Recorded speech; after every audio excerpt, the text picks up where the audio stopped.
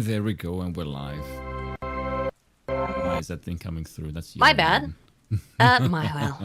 Well, we are off to a rip-roaring good start with immediate technical issues, as always, facilitated That's kind of the by theme me. of this thing. If we didn't actually Aiden have Paladin. if we had a perfect show, something has gone horribly wrong. I know. We ran out of alcohol, and we are fastidiously on the mark.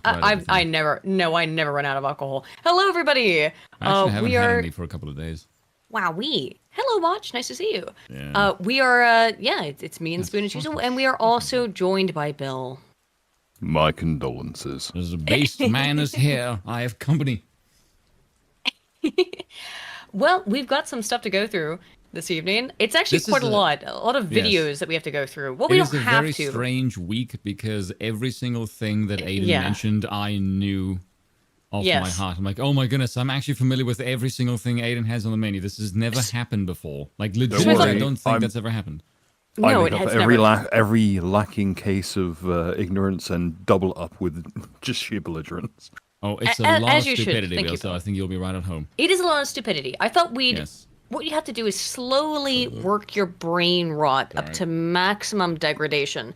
And so I thought to get us into, because it's a bunch of videos. So that's basically what we do. Let's start with some Kamala Harris, shall we, lads? Oh, goodness, what has she done now? Do we have to? She is... Now, here's what I think. And we've talked about this many times, but just to reiterate my thoughts on this, I think that Kamala Harris is a sacrificial lamb, or cow in her case. She's a jobber. Yes, she's a jobber. She's always been a jobber. Yes. She is being set up to fail. The Democrats don't want her in. The Republicans obviously don't want her in. Well, maybe they do. Uniparty shit. And a lot of what we're going to be talking about tonight is what I don't think is actually the collapse of the Uniparty, because this stuff never collapses. What they're doing is that the main thing that it's the cleansing of the Uniparty. Yes, the establishment right. The main thing that they have been harping on for about 6 years now has been woke. Well, the left has put in woke away because it's actually not very advantageous to them politically. It's not. Yeah. Appealing to 1% of the population is just not politically viable. So in order to reestablish their strength, they're going to put the woke away, and instead they're going to align with the establishment right, because they are the Uniparty, in this capacity. The people who are a little bit more on the outskirts, though, of it, who are still establishment right or establishment left, and by that I mean they are centrists. They might call themselves right or left, but they're the people who all agree. They're having kind of a meltdown because they were not given the update. Because they're too outside of the political sphere to actually be relevant. So they weren't given this update. This is what was happening, even though they should have seen the writing on the wall. And they can't figure out what to do. I mean, is that what you think as well, Spoon? Bill, either one of you?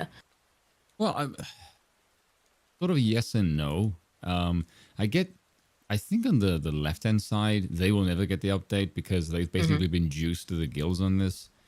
Though I think the people will inevitably just readjust, because if I look at how quickly they went from Ukraine to Israel or Palestine within the space of 24 hours. I mean, does anyone have any Ukraine flags in the bios? No, like they basically just follow the current thing.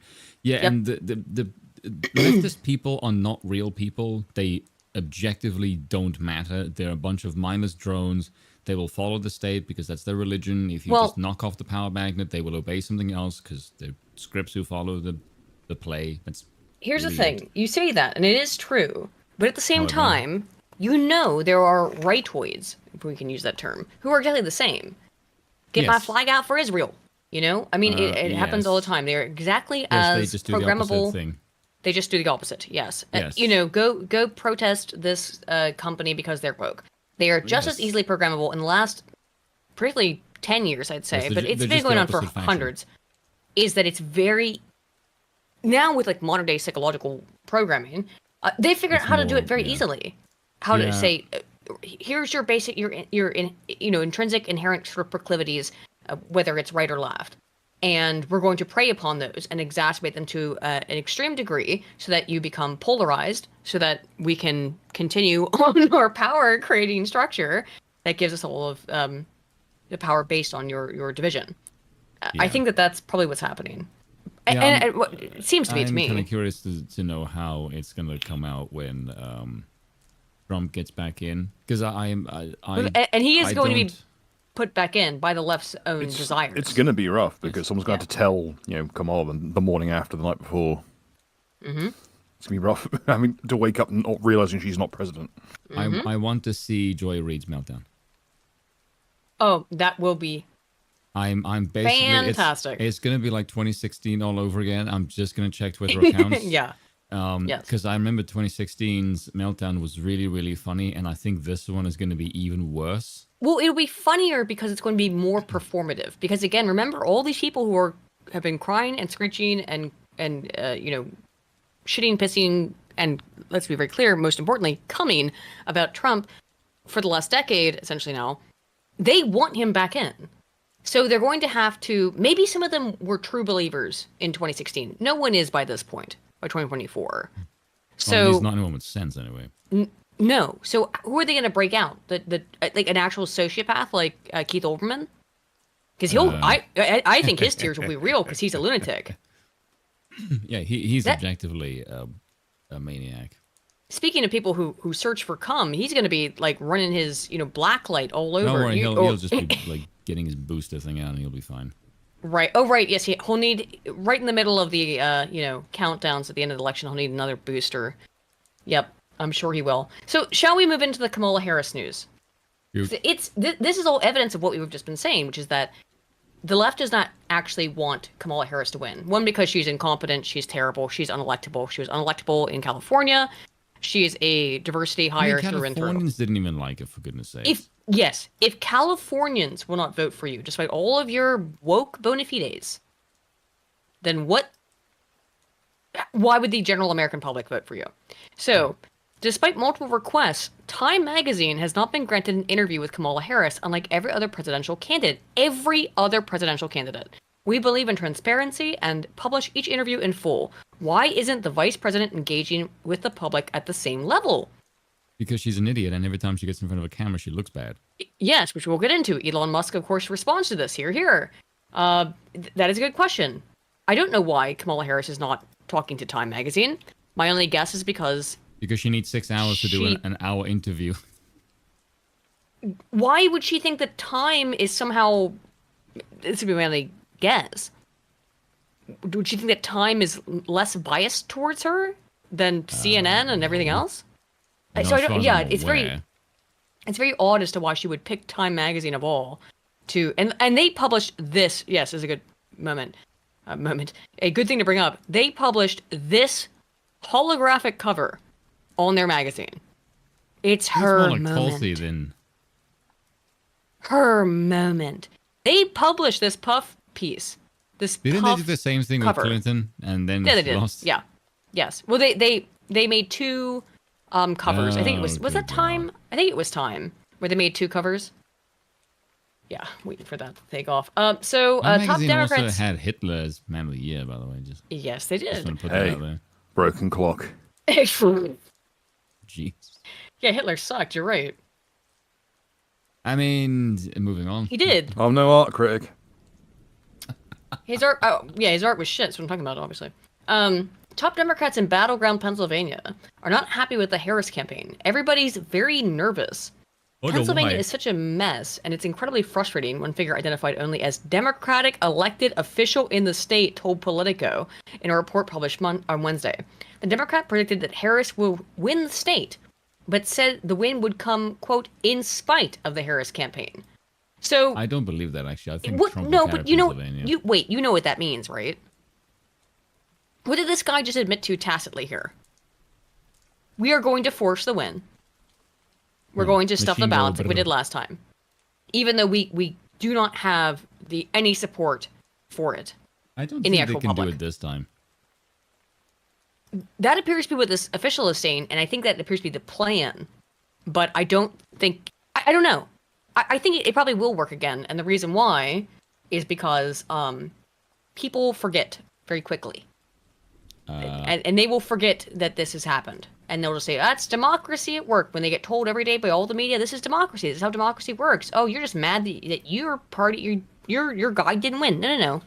It's not why people are angry. They're angry because of the blatant fortification.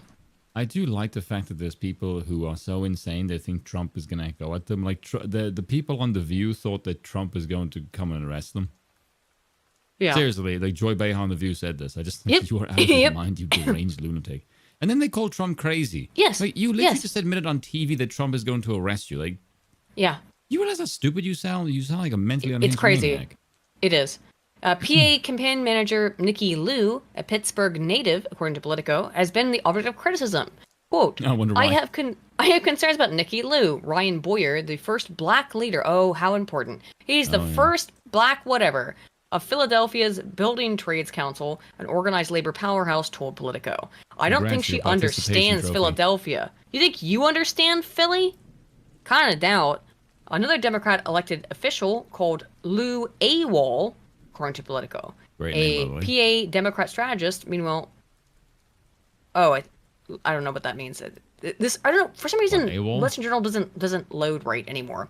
A PA Democrat strategist, meanwhile, told Politico that Liu empowers a culture. This is this Lou AWOL guy. Yeah, okay. That leaves officials feeling neglected. State Rep Danilo Burgos, who represents a district in Philly, said Latino leaders are also worried and said, quote, things are moving in the right direction after he met with Harris campaign officials. Oh, so they paid you off? So he's like, I don't know about this Harris campaign thing. Then he meets with them, and all of a sudden he's like, oh, it's all great. What is this? Does this not sound like some skeevy... Like, it sounds like mafioso shit. Just right here out in the public. You know what I mean? Right. Actually, for the Democrats, put most of those union leaders in power anyway. Yeah. Everybody's very nervous, he told Politico, and I think that as we get closer, more people get tense. Yeah, because everyone knows that if you win, it's fake. The importance of the swing state to Harris and former President Donald Trump is shown by the fact that SpaceX CEO and Trump supporter Elon Musk has said he will give a series of talks from tomorrow night through Monday in PA, according to Reuters. In a piece published Monday, Wall Street Journal columnist William McGurn wrote that Harris has a problem connecting with Catholic voters in PA. She has a problem connecting with anyone because she doesn't act like a human being. She acts like a fucking weird freak automaton. She mostly seems to connect with a bottle. Yeah, true. Speaking of someone who also communes with a bottle frequently. Wowee. That's really saying something for Kamala. Okay, so I do have two clips from... So I'm going to have to stop sharing my screen. No, I just have to change to a different screen because... What are you talking about? No, because I clipped these from the Breakfast Club. And because the Breakfast Club is notoriously litigious with their copyright... homosexual. I have clipped them and put filters and reversed them and, that kind of thing. So 1 second. Yeah. Flip it and reverse it. Okay, and... Remember when Missy Elliott solved racism in the 90s and we're still back to this fucking bullshit again? I know. Alrighty, can you see that? Oh, no. My good God, I can't. It's a nice my eyes! Yeah, I put the Obama filter on it because Kamala wants to act like Obama. Behold, the Obama prism. Yes. So I put the Obama prism thing on this. Anyway, hopefully we won't get clapped. Racially ambiguous as each other, so that's true. Yeah.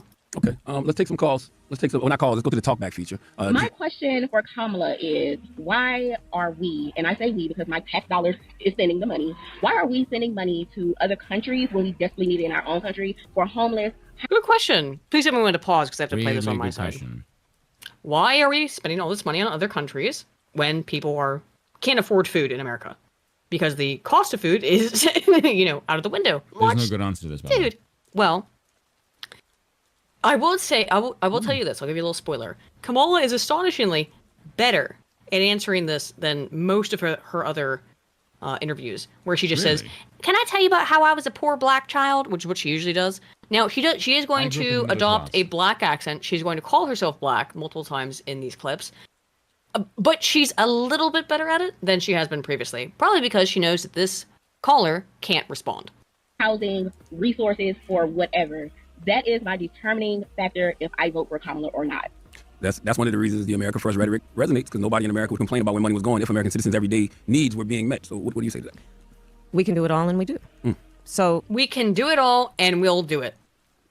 Well, you've just been in office for the last 4 years. Why now? And Charlemagne, to his credit, is going to ask about that. First of all, I maintain very strongly America should never pull ourselves away from our responsibility as a world leader. And Of course, you don't think we should. What does that actually mean? It means America should run the world.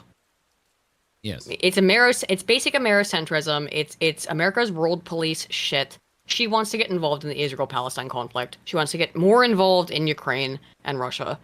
Yeah, that's what that means. America world police, the shit that everyone who is above the age of 20, I think at this point should be well aware, has never worked out well in the people's favor. Like, America's been playing world police since World War II, and it's really not gone well. Well, yes, World War II is when America really established itself as we are the world police. Program. Yes. We're going to dictate to the rest of the world, because America was largely unharmed by World War II, in the way that Europe was devastated, comparatively.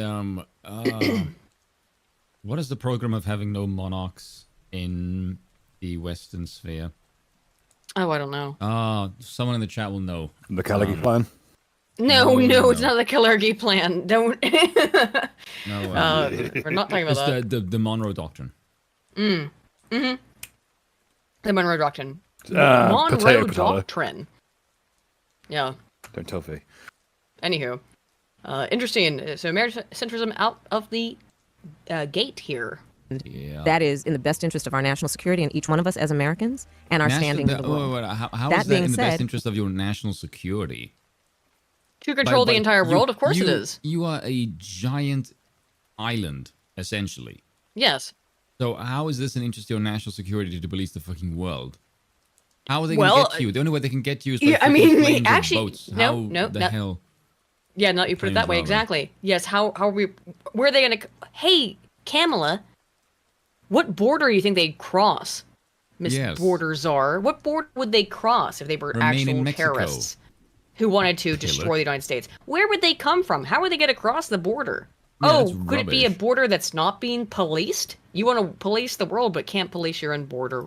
Well, good. A lot of it about, apparently. Yeah, thanks for pointing that out, Spoon, though. That was a good one. We You're also welcome. have an Connor. obligation to American citizens, obviously, and people who are here to meet their everyday needs and challenges, which is why, for example, we have notice- done the work in the last Hold on 4 a sec. years of bringing down... Notice that the people who are here. Yeah. That's an interesting phrase. I would say the people who are citizens, Yep. not the People who are here. She doesn't say citizens. People who are here, of which she wants to bring in millions more and just allow them to go into vote. states where they can vote with no ID. Which is, I gotta be honest, it's this thing about, like, it's exactly what Scrump was talking about on their stream earlier. It's this idea of sort of elite theory in practice, not elite theory in premise, but it's the idea that the elites rule the world. Kamala Harris is evidence that they don't. Now, by the way, she is a face. Let's be clear about that. Yeah. She's a really bad one. Yeah. But this is all intentional. The elites, Yeah. however, are fucking stupid often. They make really bad decisions very frequently. Yeah. It's because Bad bets. Like Scrum had an interesting way of putting it, where he said they basically have a finite pool of political capital. Yes. And because they're basically secured in their position, they don't really care about these small, minute issues compared to the world that they live in. So they don't care. So there's this and it massive means they also don't know swath how of to- things Yes. that How to are explain it. basically not maintained properly because it's not Yeah. really in their Wheelhouse. immediate interest to give a shit Yep. about. Yep. Exactly. I think that's completely correct as to what's happening. So, Kamala Harris is a sacrificial lamb or pig, whatever, as we've said. I should actually do a They- video about that. They've just set her out here to fail. But it doesn't.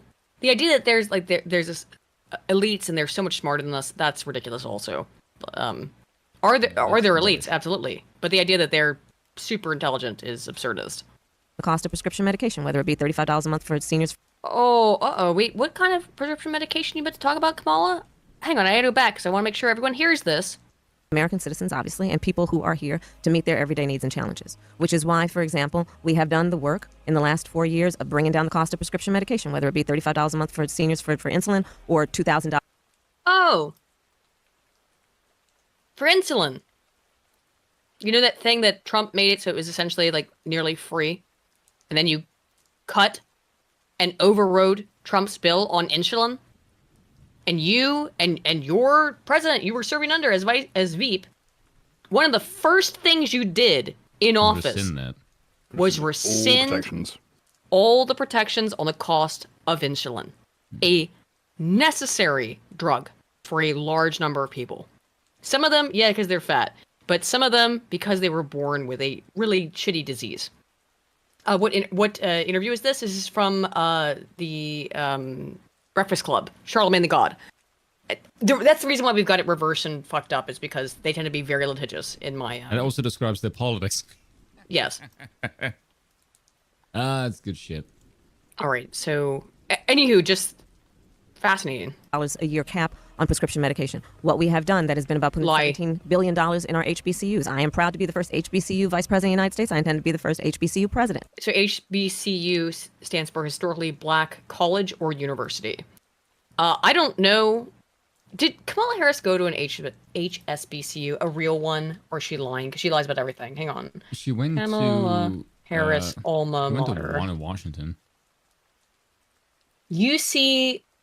Oh, Howard. That is an HSBCU. Yes. Okay. She did actually go, for her undergraduate, she did go to an HSBCU. But Kamala Harris, you're not black.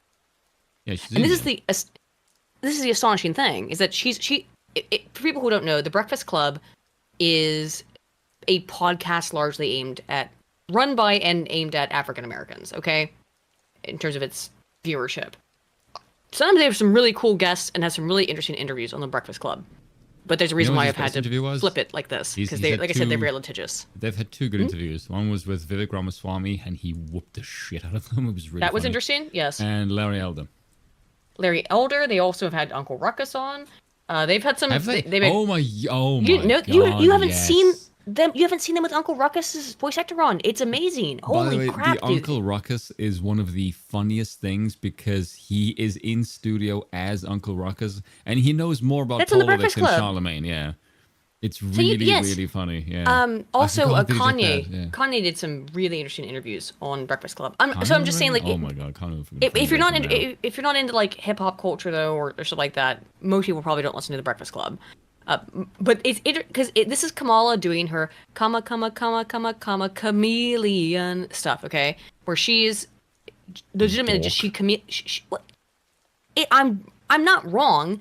She, just absorbs whatever place she's in. It's she's a political comedian. it's called in that regard. communication accommodation theory, CAT theory. Is that she'll just listen to how the other person is speaking and will adopt their speaking tone. Hello, fellow kids. Yes. Now, in cat theory research, I should say, do, fellow white people. in communication accommodation theory research, it's been very well evidenced that when you over accommodate, aka like picking up someone's accent, Panda. it makes them freaked out and really not like you. And I think that she's unable, because she has no personality, she's just a complete chameleon, in order for her to be able to figure out that she is over accommodating. But she does it anyway, and we'll see it in these clips. It's She's also interesting. an idiot. Of the United States. Yep. Those resources are about sending them to centers of academic excellence that I know them to be. The work that I continue to do is about increasing access to capital for our small businesses. It is about increasing the opportunity has for home nothing ownership, to do knowing with that the black people are question. 40%. She always does this. This is the question was, why are you sending money overseas? Yes.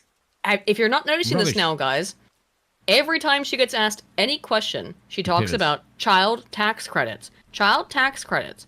She's It's only her given only- it. She's got enough brain cells left from all the fucking liquor that she can only really memorize 3 Yes, sentences. she has a single speech memorized. Bitch talks like an Oblivion character. Yes, she does. Like it really is like one of those. What's that thing that happened in Oblivion where they had a couple lines that were kept in where someone went like, oh fuck, and they dropped their paper or whatever. The voice acting kept doing wrong. Where they messed Yeah. it up. It's Yeah. like that. Where she just has the same script to read off of, but she's basically like Marco Rubio.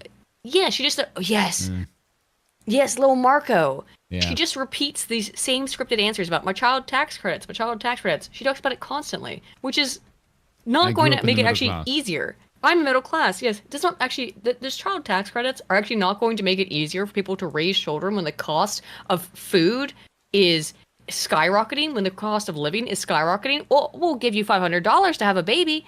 Yeah. How is that going to compete with the fact that everything about raising a child is increasing exponentially?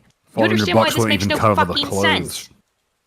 Say again, Bill. $500 wouldn't even cover like school clothes. Yes, but that's what she's saying. Like, oh, we'll get you a car seat. Make sure you can have a car seat. Yeah, she we'll give you said that line $500. repeatedly. Okay, you'll have the car seat, but you can't afford a fucking car. She mentions the All the car seat thing petrol. all the time. She mentions the car seat all the time. But again, yes, the car, the petrol, the cost of living, from groceries and everyday living stuff all the way to the actual housing.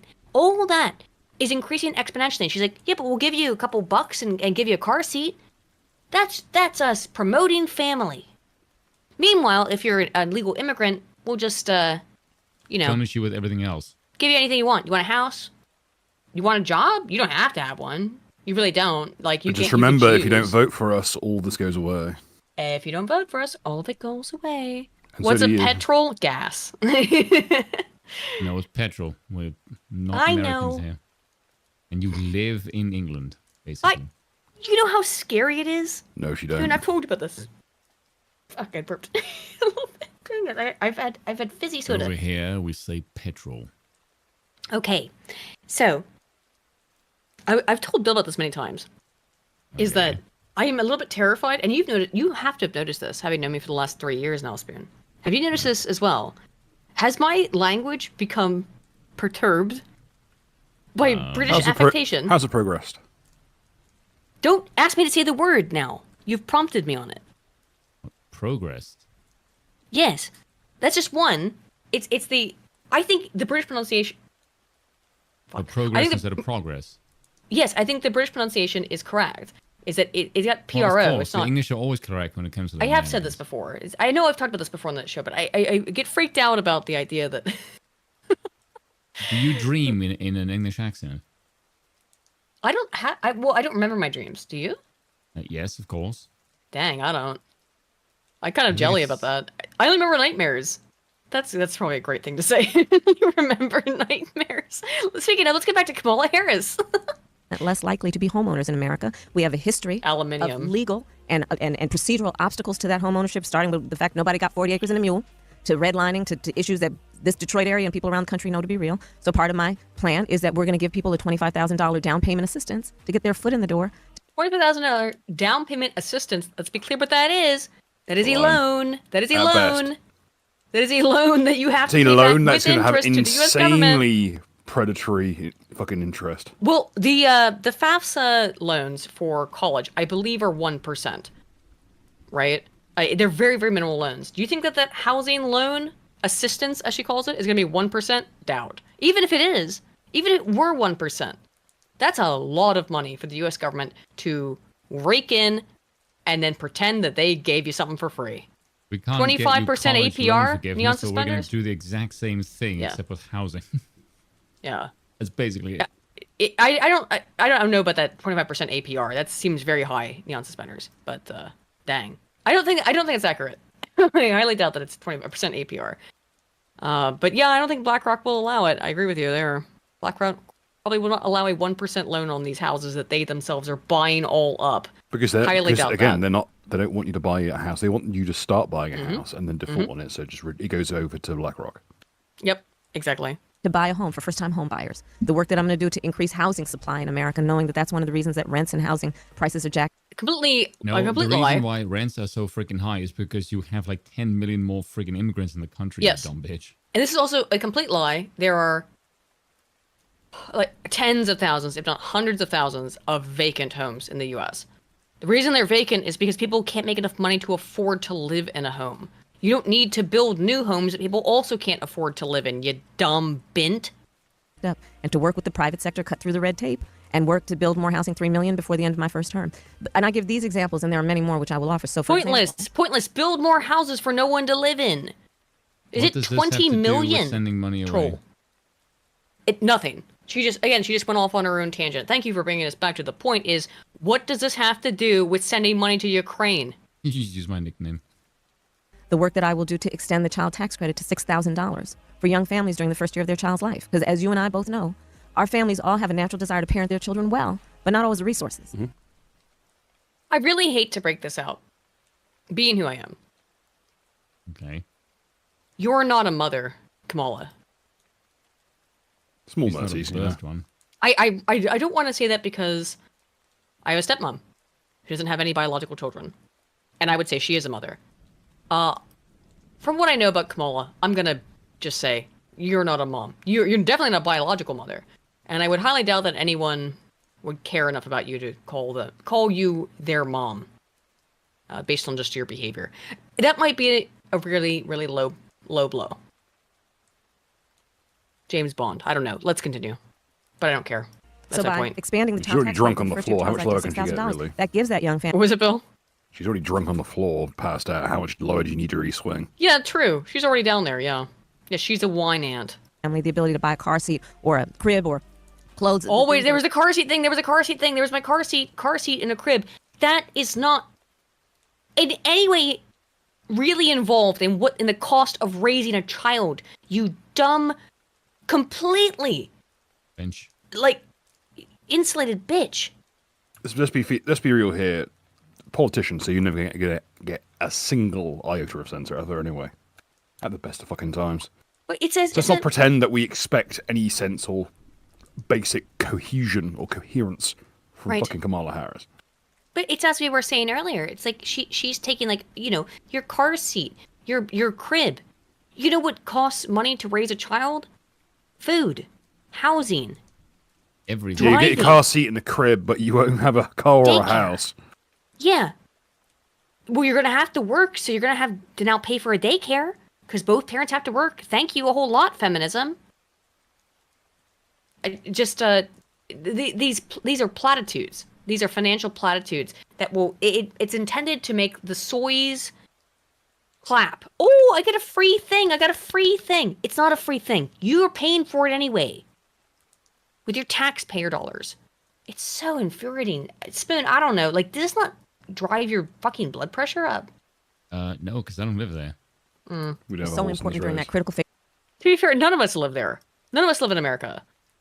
But Yep. it's still infuriating to hear this rhetoric and that people are taking it seriously. Of that child's development so that they can get on the road and actually have a chance at succeeding. You said we can do it all, but can we? Because Tupac famously said, we got money for war, but can't feed the poor, right? And I saw President Obama. He's trying. Charlemagne, to his credit, which I rarely give him because he's kind of a hack. Not kind of. He's a complete hack.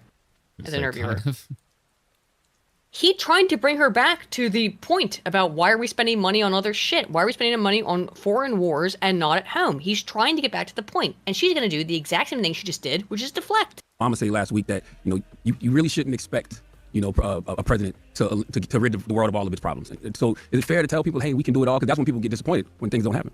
But I think President Obama is absolutely correct, but it doesn't mean we can't do anything. That's right. So You said, in answer to his first question, you can do it all. She legitimate. I can't.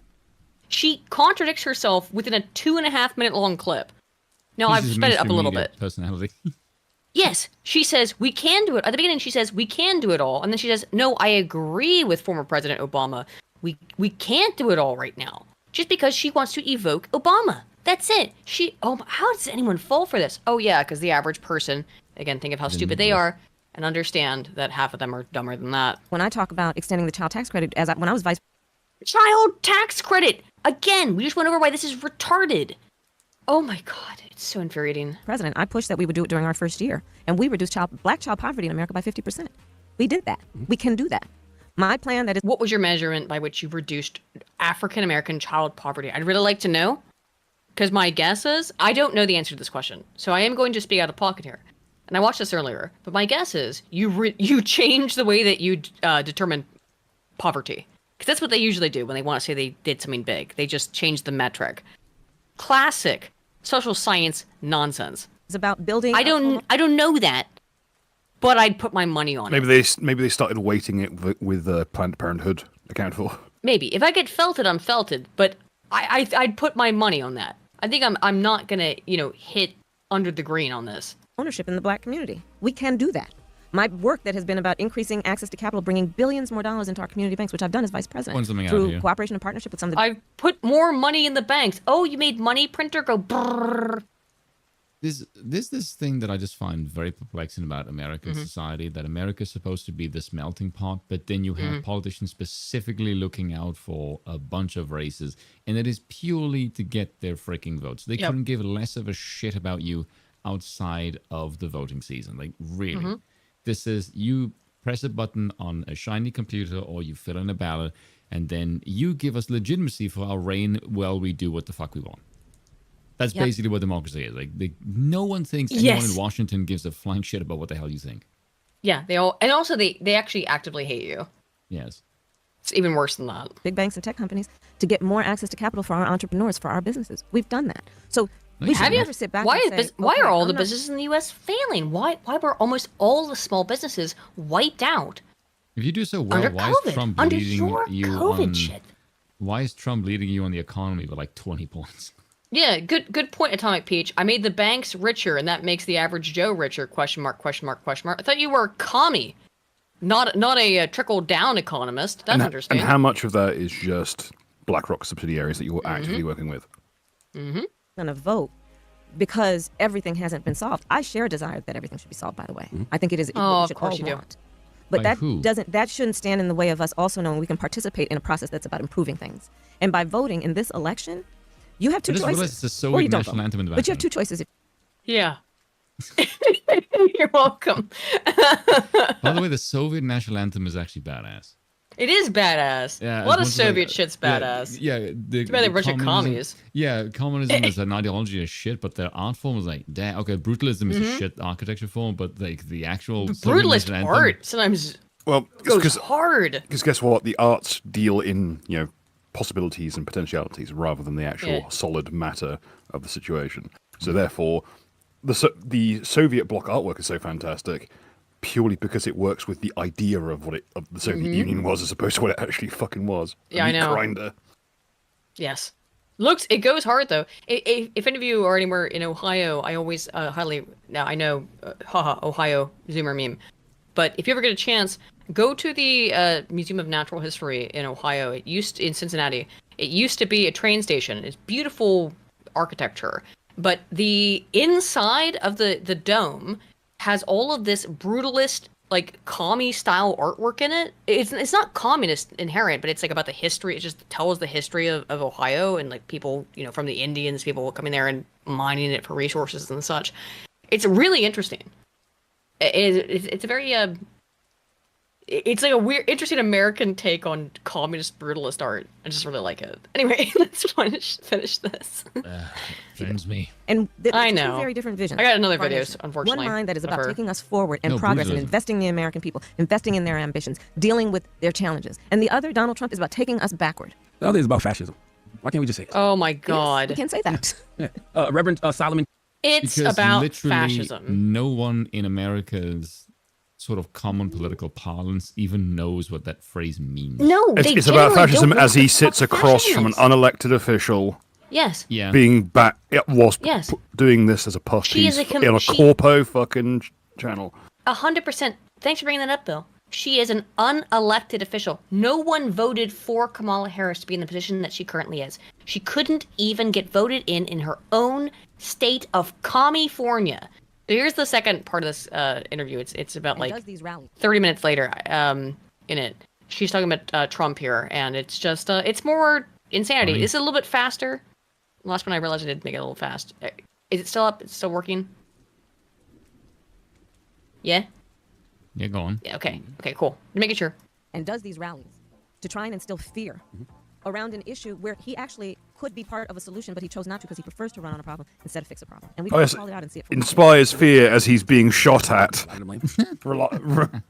Nothing makes me more scared than someone who isn't afraid of being shot at by people I've hired. Yeah, that should scare you. Charlemagne asks her an interesting question here, though. The Biden administration have to take some blame for the border, though. A lot of the blame, because the first 3 years. I have it very fast again. I'm sorry, guys. It's about the fucking issues with Breakfast Club. He asks her, "Are you or the Biden administration in any way to blame for the issues at the border?" Just to be clear, because Charlemagne does talk quickly. So I'm just going to reiterate the things that he says, just because when I've got it sped up, it's a little hard to hear him sometimes. Y'all did get a lot of things wrong with the border. No, Charlemagne, within hours of being inaugurated, the first bill we passed before we did the Inflation Reduction Act, before we did the Bipartisan Infrastructure Act, before we did the Safer Communities Act to deal with gun violence, first thing we dropped was a bill to fix the broken immigration system. And how you dropped a bill. So the first thing you did was to open the border and destroy the place. which is what you did. That's not a win, you stupid idiot. Like if someone's asking you, Yeah. the border problem is really, really bad, and the first thing is, well, this is the first thing we did, and like The first thing that we makes you look did like was an made it idiot. worse. The first thing we did was made it worse. By your own admission. I'm sure I can tell you about what that act was that they dropped, and it was to open the border, essentially, yeah. Yeah, it was make things Cynicism really, really bad, reign. really early on, and because we know you've got an attention span memory of a fucking goldfish, then we fix the problem we made, or even make it slightly Yep. better than its worst, then you won't realise how bad it still is. Yep, But it's exactly. still an improvement, it's just not to get some pressure off. Exactly. Bill we passed before we did the Inflation Reduction Act, before we did the Bipartisan Infrastructure Act, before we did the Safer Communities Act to deal with gun violence. Talk about all of those things, by the way. Actually, just want to put this all into sort of priority so we understand this. Inflation has gone up exponentially. Illegal immigration has gone up exponentially. And as far as I understand, under the Obama administration, homicides have gone up pretty precipitously.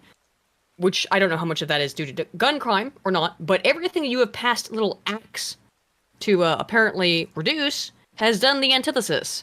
So, After careful consideration, whoops. we have decided that in order to curb gun violence, we're going to ban Trump from holding rallies. Yeah, how interesting. First thing we dropped was a bill to fix the broken immigration system, which, by the way, Trump did not fix when he was president. Yeah, to make it. And you can look You at had worse. less along the way. We people then tightened crossing up the border than you stupid wench. Well, no, because when she says fixing the immigration crisis, she means just letting them all in. Yeah, of course. asylum application process. We then worked with what we needed to do to secure ports of entry. We did a number of things, including what we did. You stopped building the wall. You stopped having any kind of immigration process whatsoever. That's why they were able to ship. What's his name? Okay. DeSantis was able to ship people all over the freaking country. Well, think of it this way: how do these two regimes compare regarding the small matter of children going missing at the border? I think I can good tell question. you. The FBI says crime is down. Crime was way up during the COVID years. It might be what probably is happening. Watery, is that crime went way up just in the later sort of months and years of COVID, and that was probably because people were getting very restless. So crime, when you say crime is down, what you mean is when is crime down? When is crime down from? That's always the question that need to be asked. The When is peak crime down of- from? Like a Is it- 30-year high. Yes, is it down from the peak of under COVID, at the end stages of COVID? Is it down from 6 years ago under we Trump? brought down inflation by 2%. Inflation was 9% last month, which is the highest in 50 Yes. years. Like, that's not a win. Did AGW did a video on it? Thank you, Keyjon T. I'll have to check that out then. I'm sure he did. He did it in a recent video because I've seen his old videos about it. Okay, yes. Crime I is don't need overall stats, way by the down, way. by the way. Like since the 70s, yes, crime is down. But when you look at the microcosm of it, it went way up during, and like I said, like not immediately during COVID, because when everyone was afraid, terrified of the virus, they stayed inside, and they That's the started going fastest way back to out reduce again, crime. and then they saw that the government was not going to prosecute them for literally looting and rioting, and so of course crime went way up. Is crime down again now? I doubt it. Maybe down from the peak of the post-COVID or the end COVID era, I'd say, but it's probably down from that. That's just because people were going mad. They're going mad now too, and they also know there's no consequences for their actions. Anyway, I think that everything she just said there, that were their priorities, they have failed at or done the opposite of ameliorating. To try and get that border security bill passed. And then also an executive order that has actually reduced significantly the number of illegal crossings and tightened up what needs to happen in between ports of entry. But no, we've been working on it ever since. But, So what went wrong? but here's what has to happen. Congress has to act to fix the immigration system. And it has been. How curious. You're running to be the chief executive of the country. It's Congress's fault. Now, let's be clear. The United States does have a diffused system, which is a good thing, allegedly, which she argues for, right? Democracy, democracy, democracy. We need a republic. But when the shit she wants doesn't go down, well, that's not my fault. Congress's It's fault. Congress. Yeah. Isn't that interesting? Never, kinda and she's weird to going to keep me. doing this. That is how America's government works, is you Mm-hmm. behave as if the president has an enormous amount of power to actually Yeah. get shit done. But at the end of the day, it's like, no, Congress does Yes. everything, and I just basically sign some cue cards. She's not incorrect there. And you and I probably would wish the president had far more power, of course. I yes, of course, presume, we're Spoon, monarchists. obviously. So, but it's this Give him all of the diffusion of power. responsibility, diffusion of power, and diffusion of responsibility, because it's never your fault now, is it? I think the only way Americans would actually take up arms against the state is if you actually gave the executive like legitimate power. Like if you Maybe. actually went, if you enter the executive and go, hey guys, you don't have any elections anymore. There's one guy in charge. Congress is gone.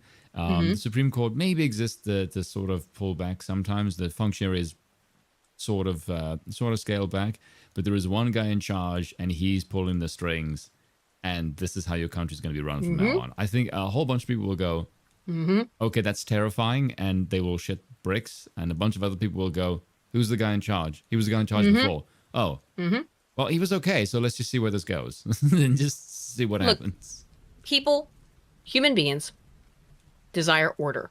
We are a species that has a clear ordered structure caked into our existence, which is the family structure. We are all looking for a daddy. And I know, don't take this in a weird sexual way. Everyone's looking for dad to tell them what to do, right? No, we're looking for a general to lead. Or a general to lead, sure. Yeah. But The two what is genders. it? My point is that it's all dad. You want an adult, masculine father figure figure for the nation. to tell you what we need to do. Yep. Everyone desires this. Women, men, whatever's. Everyone does want someone to tell them what to do because it diffuses their own personal responsibility. If someone else told you to do it, it goes back to Milgram, right? The Milgram experiment. Everybody wants to be told what to do. People can deny it. They can say, my liberty, my freedom. No, people want authority. They do. The difference is what kind of authority do you want? And stop the idea that like the left is anti-authority. No. They are authority. They're pro-authority. All serious political movements are. It's who is the authority. And by the way, Kamala Harris is not intended to be an authority. She's there as a distraction for you. It's really the matter of they're so afraid of a singular figure who has the potential to be like a hazard, to be senile, to be psychotic, or the far higher odds of every 4 years roll the dice again. Like, do you want to roll flip a coin once, or like every 4 years? I mean, Do you want a slight chance that your nation will be a beaten wife, or do you want a certainty it'll be a whore? That that sounds a it's lot a good like quote. what I said before. But that's a large part of the premise of our argument for monarchy, is that maybe the king will be crazy. Without question, anyone who is seeking power through a democratic system will be dark triad, which means some formula of crazy. It's the No Antoine one de Rivarol seeks quote. no one seeks that kind of power. Yes, have you yes. seen that quote? the caliber of people that we're currently fucking creating?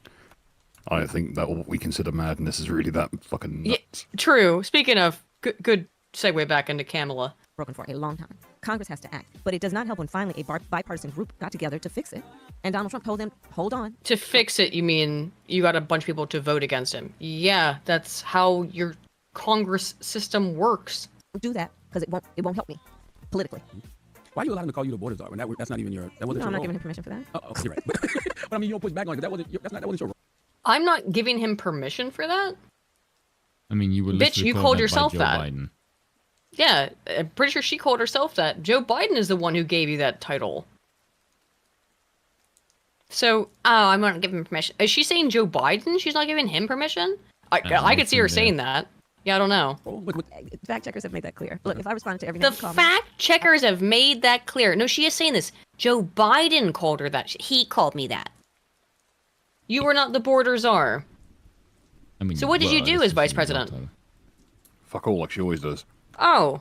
I mean, So you you literally did nothing. told us about the first thing that you passed once Joe Biden took office was about the border. Now you're not the border czar? Yeah. Then All why that's are you championing changed. your legislation? All that's changed with her career over the last God knows how many fucking decades is that the dick sucking went from literal to fiscal. Yeah. Interesting. It's good phrasing, actually.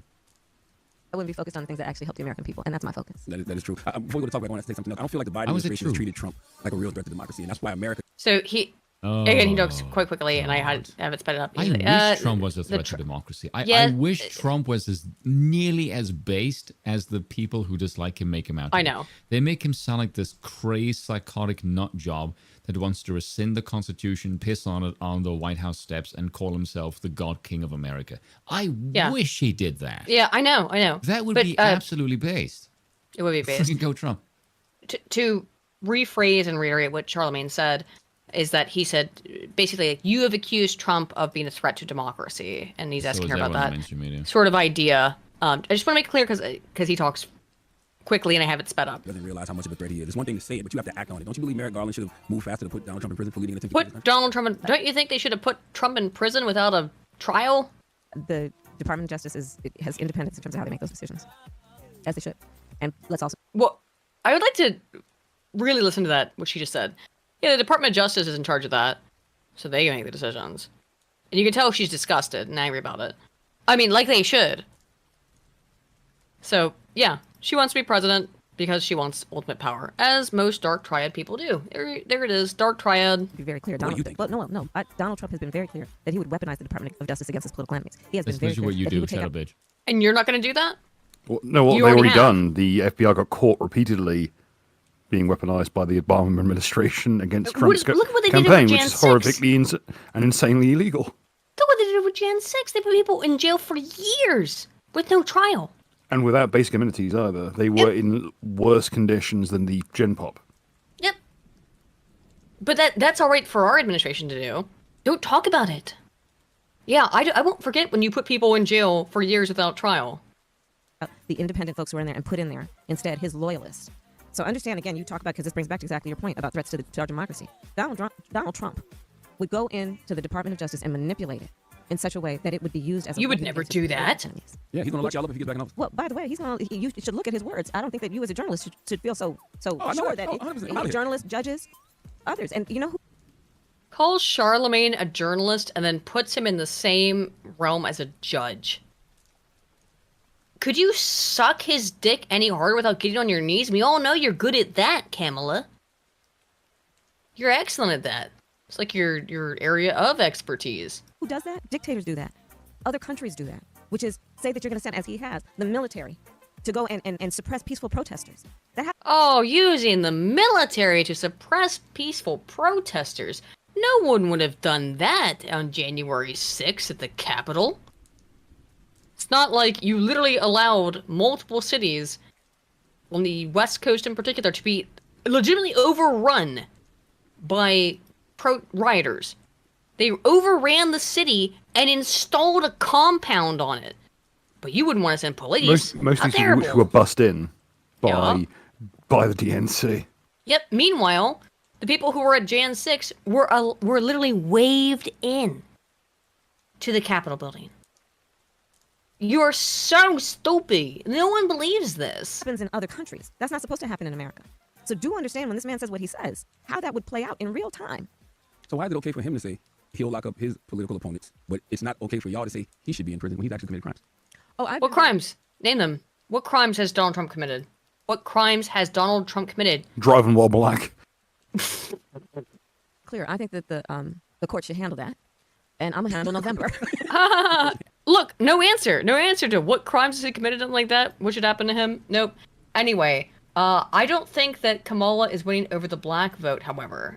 Let me bring some more stuff up here. I think I got a couple more things. Actually, then we need to just go into it.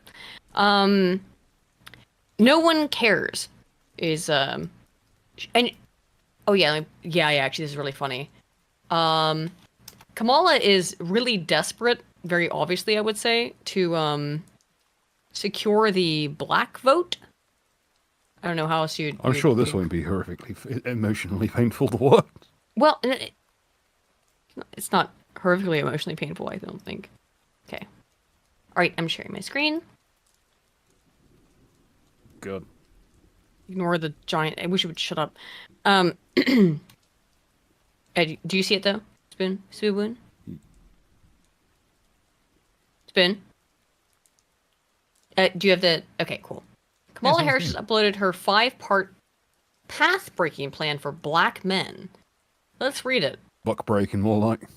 drawing on our insights from her experience throughout her career, which, by the way, let's just remember before we How a great read into future this, man. I'd like everyone to recall what Kamala Harris's career has been.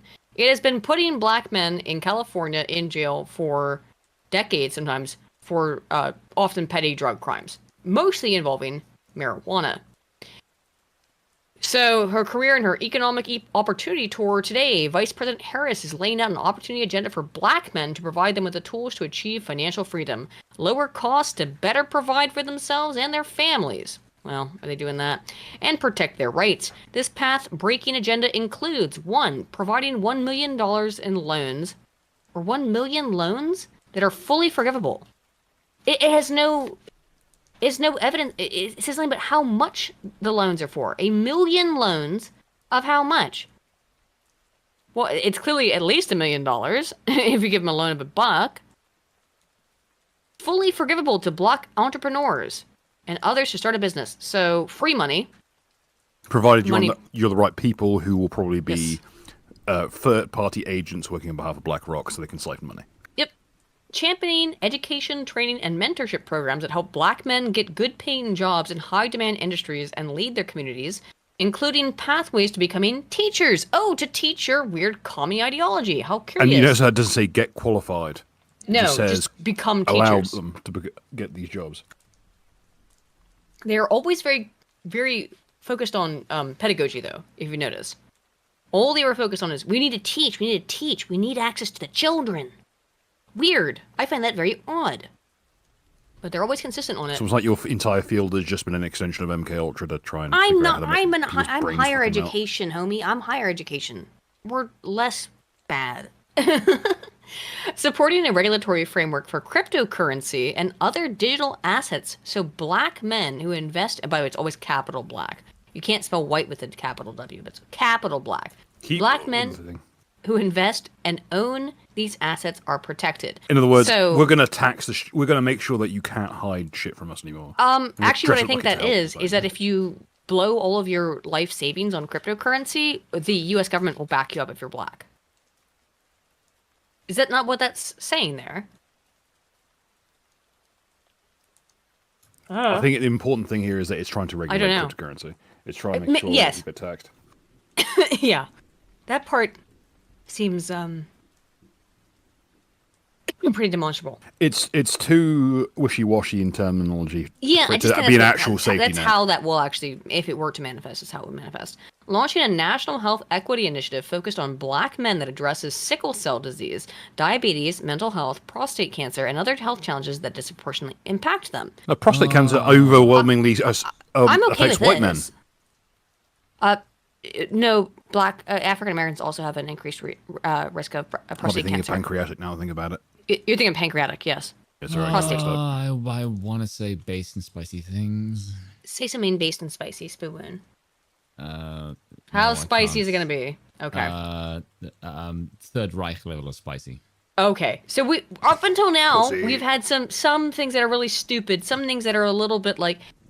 By the way, hey, I think it's important that if you're black, you probably should have some kind of focused medical attention for things like sickle cell and diabetes because you are way more prone to having sickle cell or diabetes. I mean, if you're white, you don't get sickle cell at all, and black people are more prone towards diabetes. So yeah, I'm down with that. Bill and I just finished, more or less, we're the last season of watching House. And there's a very famous sort of scene in an earlier episode of House where a black man comes in and he's like, yo, give me that. He's like, I don't trust the medical health system because they did. What you give to Tuskegee. Republicans. He's right, by the way. The American government did do experiments on black people. But that being said, what House does in that episode is just gives him the normal pills, and he's like, no, I don't want the pills you give white people. I want the pills you give. I want the pills you give white people, not the pills you give black people, right? Because he thinks that the government's trying to kill him, and they are, by the way. That's why they put all the abortion clinics in black communities. Just pointing that one out. Look, don't look into Margaret Sanger too much. Turns out that it's an absolute eugenics program. Wowee. Small mercies. Again, spicy What used to be. things. It used to be announced an operation to sell fetal body parts. Because they're pharmaceutical ingredients. course, that's part of it as well. Oh, that's why we do give the Celestials a lot of shit for their medicine, quote Anywho. unquote, which is like powdered badger dicks or whatever. Yeah. But the pharmaceutical industry is indulging in the almost exact same tier Yeah. of random horseshit go. Very true. My point was that they were talking about some non-issues, fake, stupid cryptocurrency, all this other shit, but then like some real issues about like health. And then at step 5, we get legalizing recreational marijuana and creating opportunities for Black Americans to succeed in this new industry. No hello, Scrum. Yeah, we okay. I think Jamaicans already have you cornered on this. Although I shouldn't say Jamaicans because then that will make Kamala Harris feel as though she's relevant. You know, if Kamala had actually gone on like the platform of legalizing marijuana in her district, Yeah. maybe some of those people would have had an actual foothold was in the already legal. industry by now, rather than being in clink. I think it was legal before she got in. I want to show you how Kamala Harris relates to blacks. So you may not know, but you will appreciate I'm the first vice president to grow chili peppers at the vice president. Okay. What a fucking weird thing to say. You might not know this, but I think you'll appreciate it. I'm the first vice president to grow peppers at the White House. Look at this guy's face. Do you think he seems real fucking... That's not a Oh, the face one of- white guy in the left-hand side. He's just like, what the... He's like, really, Bish? Really? Yeah. Haha, peppers. That's my pepper. What's up with that white guy in the background? All these We'll not black say people white. look confused. They're like, Why does Okay. The guy on the right in the yellow tops looking over to the sides and say, "I really have to act enthusiastic for this shit. Really? How much am I getting paid again?" they look genuinely perplexed. I mean, that's hotter, that habanero. Habanero, Scotch By the bonnet. way, just from a different perspective, like imagine going up, hey, look, I can relate to you because I too worked in the fields. That's what she's doing. That's basically what she just did. That's That's what. like the Isn't it? optics. I could like it's meme the shit astonishingly out. derogative. Is that she? Also, this is something that I Mexicans also are work in known the. for, I not also blacks. enjoy shit. Okay, so let me ask you this question, Spoon. You probably know this. Why did people invent spices? Why do we invent eating really spicy stuff? Not all spices, not like nutmeg, but really spicy stuff. Oh, it's because things were rotten and needed the flavor, or else you might get sick. Yes. Yeah. Yes.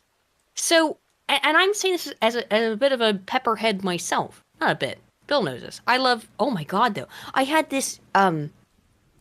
What was Yeah, that? it's the Bill? hot sauce and the purse move. Yeah. No. I had this cup noodle the other day, and it was genuinely hot. I was shocked. I was like, whoa. It actually shocked me. I was Something that so can kick your ass. surprised how spicy. Well, I did pour a bunch of Tabasco in it as well, but I do that to everything. That may be why. Anyway, the point is that people who couldn't make good food or who needed, to cover up the taste of bad food invented spicy. I like spicy, but its history is not something you want to associate yourself with if you're talking about, I don't know, civilization. Because the history of why food is spicy, why people put hot spices in food, things with capsaicin, is not a real stellar one. But she obviously doesn't know that. She's like, hello, fellow blacks. I'm just Yeah, like you. I enjoy chili peppers. If you ever get sent back in time, go to the nearest tavern, just put money on the counter, and just ask whatsoever's in the soup pot. The spicier, if it's spicy, you're probably safe. The blander the food, the whiter the populace in the area, the more in danger you are. Well, it's a thing. It's because like when food is quote unquote bland, it's so you can taste the actual ingredients. Like, people all over the world make fun of British food all the time. And we were watching just that video earlier. What was his name? Wiseman. Josh Wiseman made the full English versus the full American. Allegedly, I fucking Allegedly, he fucked it up. I'm gonna make. What did he make from scratch? He made his baked beans from scratch. Baked bean And from scratch, and had didn't so make many black pudding. baked fried tomatoes on the plate that he had to take away. Had to get rid of the toast, not the fried bread, the toast. Fucking Yes, he had to get rid. And he tried to compare them. It was miserable. My point is, Americans, I think, and I'm saying this as an American, shit on British food because it looks kind of ugly. It's not a lot of flash, but it's like hearty, good fucking food. which is the basis of almost all It's American all based food. in fucking like it's all canned foods and shit because of fucking rationing. Well, some of the rationing stuff, I think you're crazy about. Like what the Bong's called corned beef, I think is an absolute abomination. I'm sorry. It's literally the best thing. No, it's not. It's disgusting. But my point is that, like, if you have a pie, you can taste the beef, right? It's not like overpowered by some spice. And that's what spice is there for, so that you can't taste it if the meat is rotten, right? Yeah, And we know this. Yeah. Anyway, speaking of rotten meat, here's Joy Reid. Have you God noticed damn. how sharply the polls have shifted in Trump's favor over the last couple weeks? Yeah, I have, because it's on purpose. It's because With these Kamala claims Harris that is a Trump lunatic. is surging. Sorry, what was that, Spoon?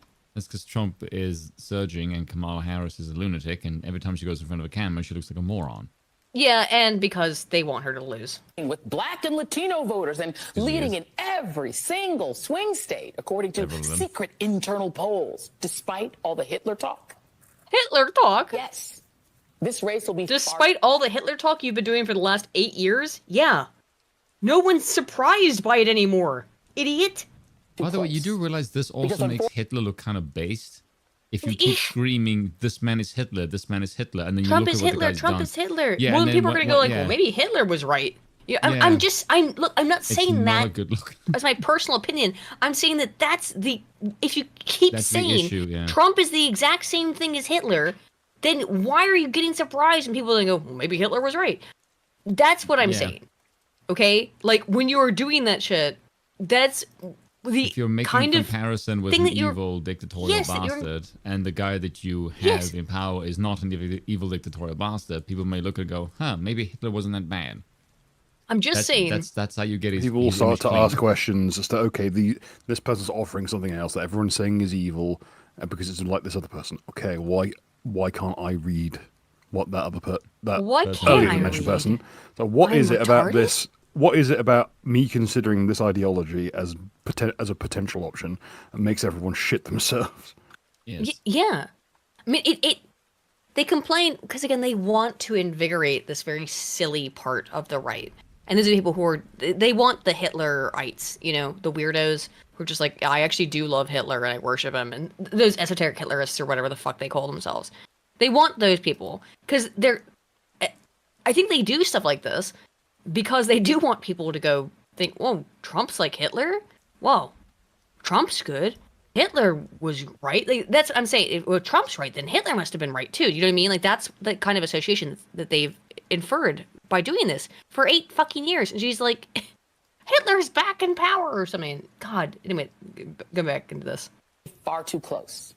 Because unfortunately, we do have a fascist groundswell in parts of this Where? country. Oh, you Mainly don't. among Where? white men, let's be clear. Okay, where? Yeah, Joy, where? Joy, go back to wearing your ill-fitted wig. Honestly, it was easy to look at you If it back is, then. it's because white men are the only ones who can actually read. Well, white men are the only ones being objectively targeted. White women secondarily. White women are being co-opted because we're very easy to control. It's white men who they need to shut down so that they don't do anything to revolt against this fucking filthy system. Of course they're terrified of white men. Fucking easy to do. Does that make it clear why they're terrified of white men? They're terrified of their power. They have power, yeah. They're absolutely fucking shaking in their stylish boots of what will They've never been happen weaker. if white men actually rise up. That's what they're doing. That's why they act like this. But in small pockets among black and brown men, too. This happens to be a global phenomenon as women become more economically independent. And Economically independent? What does that mean? What is It means more economically whoring. independent? It means more of a single mom is what you mean. seek positions of power. Yeah, okay, seek positions Why of is power. that good? Yeah. It's not good. And every single piece of evidence over the last 40 years of research on this, Joy Reid, shows that women are more miserable now than they ever have been since we started recording for Happiness, which was in the early 1900s. And why do you think that is? So, it's interesting. Democrat strategist James Carville says he refused to believe Kamala Harris can Turtleman. lose. Yes. Yes, Turtle Man. Says Donald Trump is telling people to beat up women at his rallies. This guy's losing it in real time. Let's just watch this. This guy's, he really has lost his damn mind. James, before you go, obviously anything could happen. The polls have it neck and neck nationally and neck in battleground states. If the votes were counted today and cast today, who do you think would win? Trump would win. It'd be a white knuckle event. I agree. David Plouffe did an interview. I think it was somebody at New York Magazine. And the polls are 48-48. That's just where they are. Not really. I refuse to believe that we're going to lose. Is this reverse Clayton Bigsby? I don't have that thought anymore, but we have got to tell people. I refuse to believe we're going to lose. I had that thought. I don't think that anymore. Who's told you what? Hold on What a second. exactly? Let me make this straight. If you think that you are definitely going to win, you don't need to espouse a current strategy. You can just say keep going. Well, no. He's got to say more. Here's the interesting bit. Yeah. But that's just not true then. Here. Yep. And if we don't, then they'll make a choice based on some perceived thing that a migrant is slowing FEMA down or something that makes no sense. Oh, it makes no sense. What? Look at how far removed from the actual discussion these people are. A migrant is slowing down FEMA. This is so far removed from reality, but this is the universe that our opposition lives in. Complete fantasy land. But if they're not making a decision based on the whole body of knowledge about very ironic, then I'm afraid we could lose this. If we make our case well, I don't think we're going to lose. I have a very positive attitude. I'm hopeful that we close well, but it is 48-48 right now. I don't think anybody. This guy, by the way, is a strategist for the Democrat Party, in case people have forgotten. Like the Clinton era. He is a lead strategist and has been since 1992 for Bill Clinton, as it says here on the Chiron. Legit looks like alternate colors Clayton Bigsby. He does. But this guy is a lead Democrat strategist, and this is what he has to say. Really hope. Deny that. Have some hope. Pray to Satan For what? that Kamala Harris wins. Sorry, what were you saying, Spoon? How? Why? Why would I want Kamala Harris to win based on? Because you have to, because it's our club, it's our group, it's our social identity. Or it could be because you get paid for that job. Oh, or that. Yeah, that might be. That might be it. Yeah, maybe. Yeah. Huh. Didn't think of that one. Yeah. Yeah, that one eluded me. That's just where we are. This is a very dangerous time when you think about it. And really. He is going full-throated authoritarianism. He's telling people they already beat some woman up at his rally. When the hell did he say that? Trump? No, he didn't. Trump is not that based. I wish he were, but he's not. Yeah. And he's going to say... He's going full authoritarian, telling people to beat people up at his rallies. You mean where they're trying to shoot at him twice? I want to know, what does that actually mean in the American mind? Well, this is ridiculous. Interesting. They're trying to erase the assassination attempts. But understand that this is their more advanced kind of technology in terms of this. They wanted people to know about the assassination attempts because, again, they want Trump to win, but they also kind of want to bury them because at the end of the day, they want you to vote for Trump because they want Kamala Harris out. She's not useful right now. They want to ramp things up. Actually. Yeah, they want to ramp things up within the political pot. But that doesn't mean they want Trump to win. I really hope those of you listening who have been listening for months now understand why months ago I said this was the case. They want Trump to win. That's why he's not going to bring up... They will try to erase the assassination attempts, because that's only useful in the interim. Once Trump's president again, they will... You will never hear... It will be mum's the word on that, about the assassination attempts. You will never hear about it again in the mainstream media. Ever. Then they'll probably continue to happen. Yes, they probably will, and you'll not hear a damn word about it. Flynn is going to say, and all of them are going to say, we told you so, and you voted for us, so we have no choice but to arrest our political enemies. And that's literally what's happening right in front of our face. Yeah. You're the ones who did that. Tim Waltz can't figure out why men don't want to vote for Kamala Harris. Because she's a woman and she's stupid. Yeah, and men don't, understandably. Look, men don't trust other men until they've demonstrated their competence. The same thing goes for women.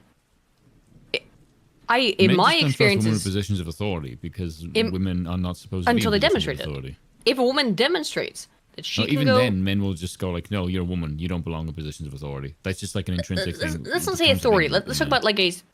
I agree with you probably, but let's talk about a specific thing. I think about an episode of Parks and Recreation where Leslie tries to. In any position of authority, a man will say, "No, you do not belong here." The only reason why they do is because in this feckin' regime, they can potentially suck up to a chick, maybe to get pussy. In any other circumstance, hang on. You're right. Most of it is pussy. Most of it is. But when a woman can absolutely show, why are you and I friends? You know what I mean? But you're not in a position of authority over me, Aiden. No, I know. But yes, true. But my point is more that you respect my opinion. Yes. Yes. Well. I'm a woman, and my point is that men absolutely can respect women, but women have to demonstrate that they have some capacity within it. When you take a woman out shooting, and she shoots authority, so this is not a good comparison. Oh, it's not that question of expertise; it's a question of someone questioning someone's qualification. I was thinking about expertise. I was thinking about expertise more than qualifications. Okay, so expertise, I think men are more than able to, if not even very willing, to be impressed and like when women are experts in things. What is not, that does not apply to, and I agree with you on this, is positions of power, particularly political positions of power. The main thing women should be an expert in is knowing when to shut the fuck up. True. Anyway, speaking of, here's Tim Waltz. Well, that sounds funny if you do it then. God damn it. Especially to the guys. You keep hearing about the scalpel in there. I refuse to admit that that's real because I know that we care deeply. I know these issues matter to you. I know they matter to all of us. We need to get, especially young men, out there to vote. This is not damn WWE type yes, stuff. It is. It's not about, well, it's cool when he talks like this or whatever. It's not cool. It hurts people. And it leads to violence and it undermines our system. That is not cool. And again, by the way, that sentence appeals to no man. No. It hurts people's feelings. Like, instantly, it makes me think you're a pussy bitch. Yes, thank you. This does not appeal to men, Tim. I know that you're not one, so you can't understand it. But this whole, but you should feel for the other people. Hold on, I'm going to show you a clip of Trump to contrast what he just said. Yeah. Shut up, silly woman. Is it that one? No, this was a recent one. Oh, a recent Trump quip. Yes. Yeah. Quip or clip? Compare that guy to this. All right. Who would you rather have? Oh, I can't probably play this because I've got the. Oh no, I can. Yes, got the thingy up. All right. If this is the guy I think it is, okay, no, it's not. No, I'm meeting with them tomorrow. What does the Wall Street Journal know? They've been wrong about everything. So have you, by the way. You've been wrong. You're trying to turn this. You're trying to turn this. You've been wrong. No, you're trying to turn. Look. Oh my God! Look at the body language. He's like, he's so bored. He's like, yeah, whatever. Like, you're such a loser. I don't care. I don't care. So closed. Yeah, the crunched over. Like he's just like the crunched over actually. He's got the I don't give a fuck energy. But that crunched over back shows it's legitimate. It's like, I don't give a fuck about this. Yes. It's not a defensive crossed arms. That is a resolved exasperation. Yeah. Very different. This into debate.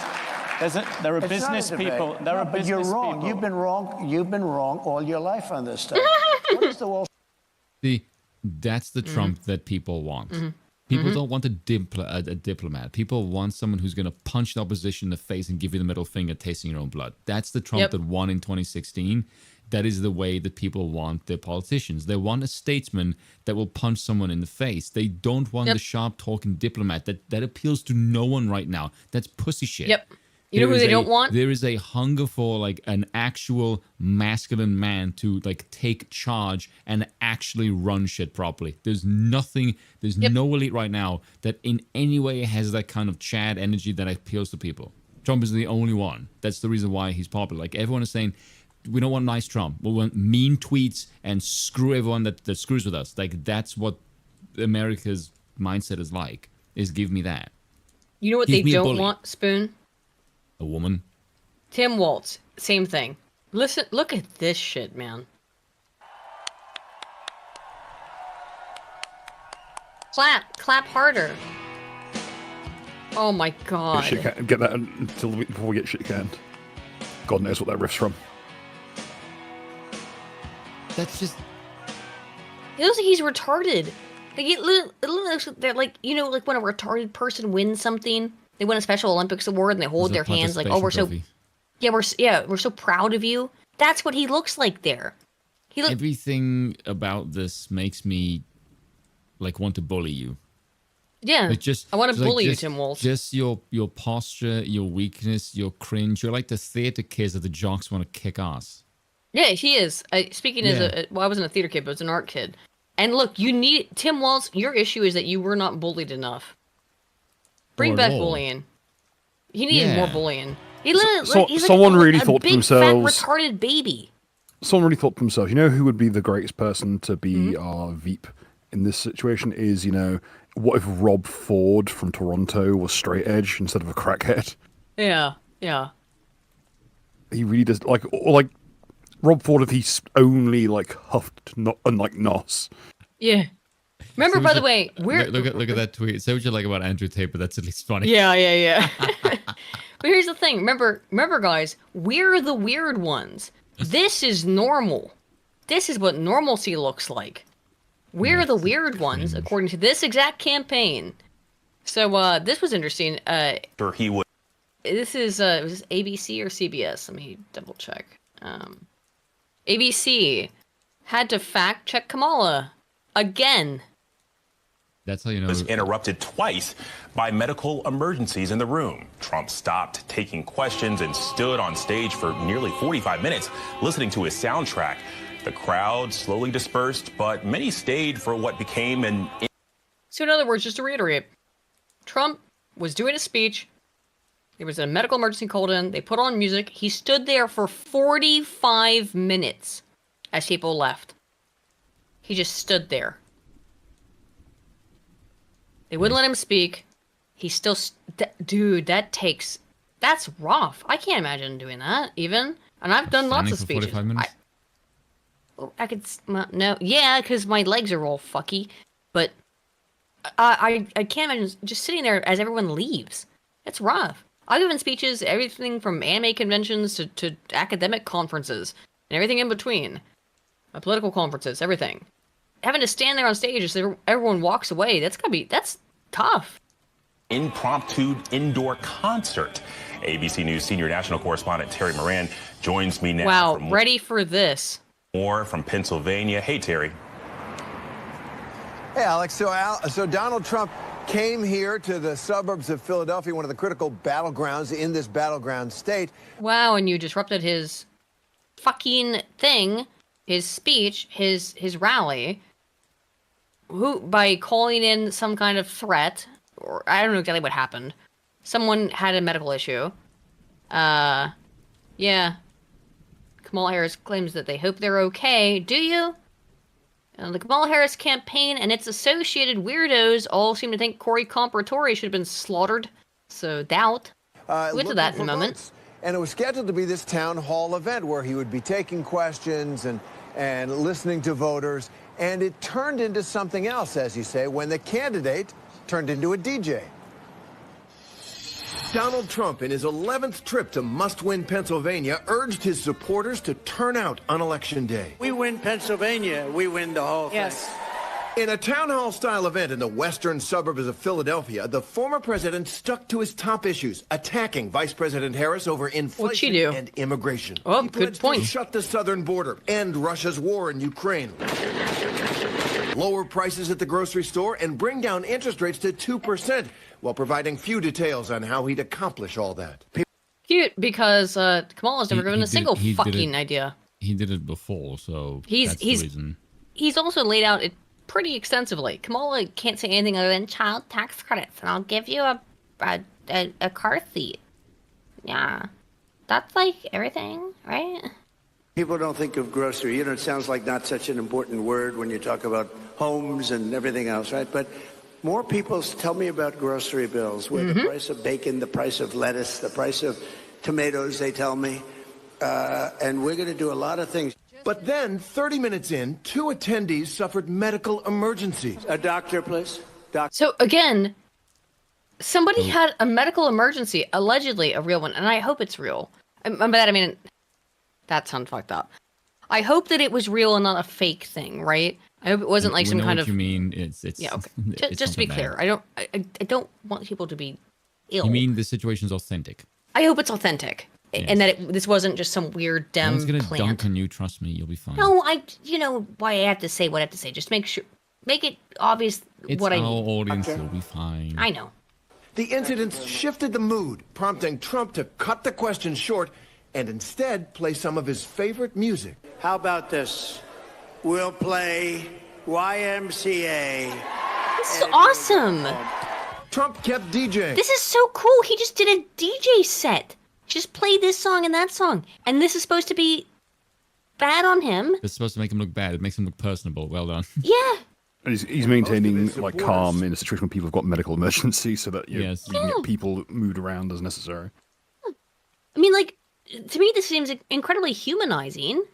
Well, yeah. Stayed for another 30 minutes of his players. And yeah, he stayed there for 30 plus minutes. Just hanging out. How does this make Trump look bad? But they want you to believe that this makes Trump look bad somehow. Well, in certain quarters of social media, people had a field day with that, and I guess on the screens it might have... You spelled your last name wrong. It's 2 O's. I can understand why he spelled it wrong, though, considering his surname. It makes sense. Looked quite strange. Inside that hall, however, people were having a good time. What can I tell you? It did not seem out of the ordinary. It seemed almost intimate, and at the end, Trump did something he very rarely does. He came down off the stage and mingled with his supporters. He was... Rarely does. Oh, cute. Now I know you've never seen a fucking Trump rally before. Trump does that all the time. He has for the last 8 years. Biden or Harris make their way through a crowd. They won't, because they're terrified of being touched by the filthy plebs. And more importantly, none of them can walk in a straight fucking line. True. But I've been to Trump rallies. Either or. Both. I've been to Trump rallies. I've seen Trump go out there and touch people like a normal human being, even though he's a hypochondriac. Like, that's the thing that's bizarre, is that Trump will touch regular people even though he is a self-admitted hypochondriac and germaphobe. So, like, what? It just shows you how much they hate you. They hate you. I know, I'm playing up to the bingo card. I know that we have a bingo card now. Okay. Kamala was caught plagiarizing again, but then I want to move on to other stuff. Kamala was caught plagiarizing again, of course. Chris Rufo here exposing us that she stole things directly on her website from the California government website. This is not the only case. She has been doing this apparently for a while. Yeah. Kamala Harris is a plagiarist. Who's surprised? I do have this video of Kamala Harris. Well, this is because this one I just called this what? Oh wait, don't have the timestamp on it. Oh no, I don't have the timestamp. Hang on, if I don't have the timestamp, I don't. Oh shoot. We're not gonna have time to dig through that. Yeah, I don't. We'll run it next week. We'll do it next. I'll try to find that. She says that was actually incomprehensible in this, but I can't recall where it is, and I want to get past the Kamala stuff. However, I do want to play this Based Black Man. Random. I know, Based Black Man, conservative podcast, stream, whatever. Based Black Man. However, this is actually pretty cool. I liked this. This brightened my day. Where are you from? Which country from? Iraq. Why are you here? Why are you in the West? No, I don't need to ask you. You don't want an answer. a land of milk and honey, Islamically developed. You have your Sharia law, you have all the laws there. Why you come here? The Sharia law they want in Europe, they don't want it. This is a black bong, for those just listening. A black British guy. He has some native accent that I don't know. It's basically a Jamaican accent. So he's got some sort of native accent, but he's otherwise got a British accent, obviously. And after telling these Iraqis to go the fuck home. In Iraq. It's interesting. I go to there and I'm second class. Thank God for King Charles. You are first class here. I mean, is he wrong? Like, it's shit though. Yeah, you are. Thanks to the West, you are first class. If your countries are so great, if your culture is so great, go the fuck back home. If you're going to live here, you have to adopt this culture. You can't bring your culture over here. There's so much Islamic countries in the world. You guys can have a lovely life, drive Lamborghini, have Ferrari, have the world to yourself, my friend. Why come here? Only Tesco, Asda, Sainsbury we have here. There's no ocean, my friend, to see the whales. You know why? Why? Because no space in Africa. No space in Africa. His region is destabilized. Yes. Illiteracy. That's why his region is destabilized. Illiteracy. This is literally the meme of like the two high-level racists occur, both one white, one black. Guy. They immediately team up against every. Yeah, they just were just like, oh, hello, brother. You know. Lance for 5 says, "What is the real name of the man who calls himself Charlemagne the God? He's not worthy of that name." Yeah, I don't know his real name, but I agree with you. Claydex, who's been a member for a month, says, "Sing as a Hobbit song." Kamala of the 1,000 accents. I'd have to like work on that. I would Charlemagne do the God's real name is Leonard Larry McKelvey. Oh, I forgot his name was Leonard. I didn't know that actually. Irish as shit. Yeah, it does. I'm not to dox anyone, but I know someone still in my life whose name is Connor James Fitzpatrick, which is the most Irish name I've ever heard. And his brother's name is Callum. And I think it's Charlemagne is a Jehovah's Witness turned Muslim. Yeah. Many Jehovah's Witnesses in the black community. Well, a lot of Hard Bastard knows about this. Is that there's a lot of black people in the Jehovah's Witnesses because they basically like come up to your door and say, "Hey, your life sucks. Want to join our cult? We'll make it better for you. We'll look after your kids so you can go out and get drunk." Yes. We're drugged up. Ardent Party for 20 Canadians says the mechanic that causes people who like Trump to wonder about Hitler is mirrored in the way trying to criminalize questioning the residential school genocide narrative in Canada. These people question Holocaust veracity, SMRT. Yeah. I think, unfortunately, fortunately or unfortunately, that is the case. When you are telling a lie in the case of the school genocide in Canada, because there were lies that were told about that. It makes people get curious about, like, well, I guess I'll have to look more into this. I'm not saying one thing or the other is correct. I'm saying that it inherently induces interest in the subject matter. Neon Suspenders for $10 says, "Not working today? Have some dollary dues." Hey, thank you, man. Thank you. It's time for us to get into hate content. You guys ready? Which one? We're going to switch over to the watch together. I will stop sharing my screen. I thought we'd start with this Ace video, Ace 1918 video on Dev. It is the topic of the stream technically, but I want to get Dev's gone stuff. full retard lately, more so than he usually does. A man denied his shepherd's pie. So, Dev being a Chinaman, a Canadian. Well, of course, what's the difference? Who builds railroads all day. Don't eat shepherd's pie. That's the point. They're not allowed. They aren't allowed their shepherd's pie while they work on the railroad all day. I'm saying. Now, Dev has clearly had a couple shepherd's pie, I would say. Look at the size of the lad, you know? He's had one or two. Someone's telling you not to Maybe eat the shepherds 2,000. Yeah, he ate the whole shepherd. Anyway. Let's watch Ace's video, Ace 1918, guys. We're checking out. Hey, we're a reaction channel now. Hello everyone, We're doing Ace some here, reps and tonight. today let's talk about how Short Fat Otaku has decided to continue to lie about Cory Comparator by falsely claiming that he did not protect his family in his final moments. Keep in mind, Cory Comparator was killed all the way back in July, and Dev has been openly lying about him since at least late August. And here we are in October, with Dev still using the same tired lies as ever, all of course done to claim both sides are equally bad, no matter how much worse the left is, mind you. This latest discussion began as a thread which started out in mid-September, and though at the time was about Dev, did not include him Okay, just want to make sure the pause button worked. in the actual discussion. That was until he appears to have found it on October the 8th and chose to respond to this particular thread, where at NHC1993 said, quote, "No douche, he went out of his way to shit on the guy who died during the first assassination attempt, and his take on net neutrality has aged like milk." Dev decided to respond by stating, quote, "No, I didn't, you're confusing me with Destiny." Really difficult to do that considering you have all the same opinions as him now, Dev. Wow. Almost why people started calling you Devstiny. Bizarre. People who don't know, sorry, I know this is a bit of inside drama a little bit, but Dev used to be a centrist, he claims to still be a centrist, and said that he did... Spoon, how can I say this while being accurate, while also being a little bit inflammatory, which is that Dev said that Cory Comparator, the man who was the firefighter who was shot by a gunman trying to kill Trump, deserved to die because he was a Republican. Because that's what, as far as I'm concerned, that's what Dev said.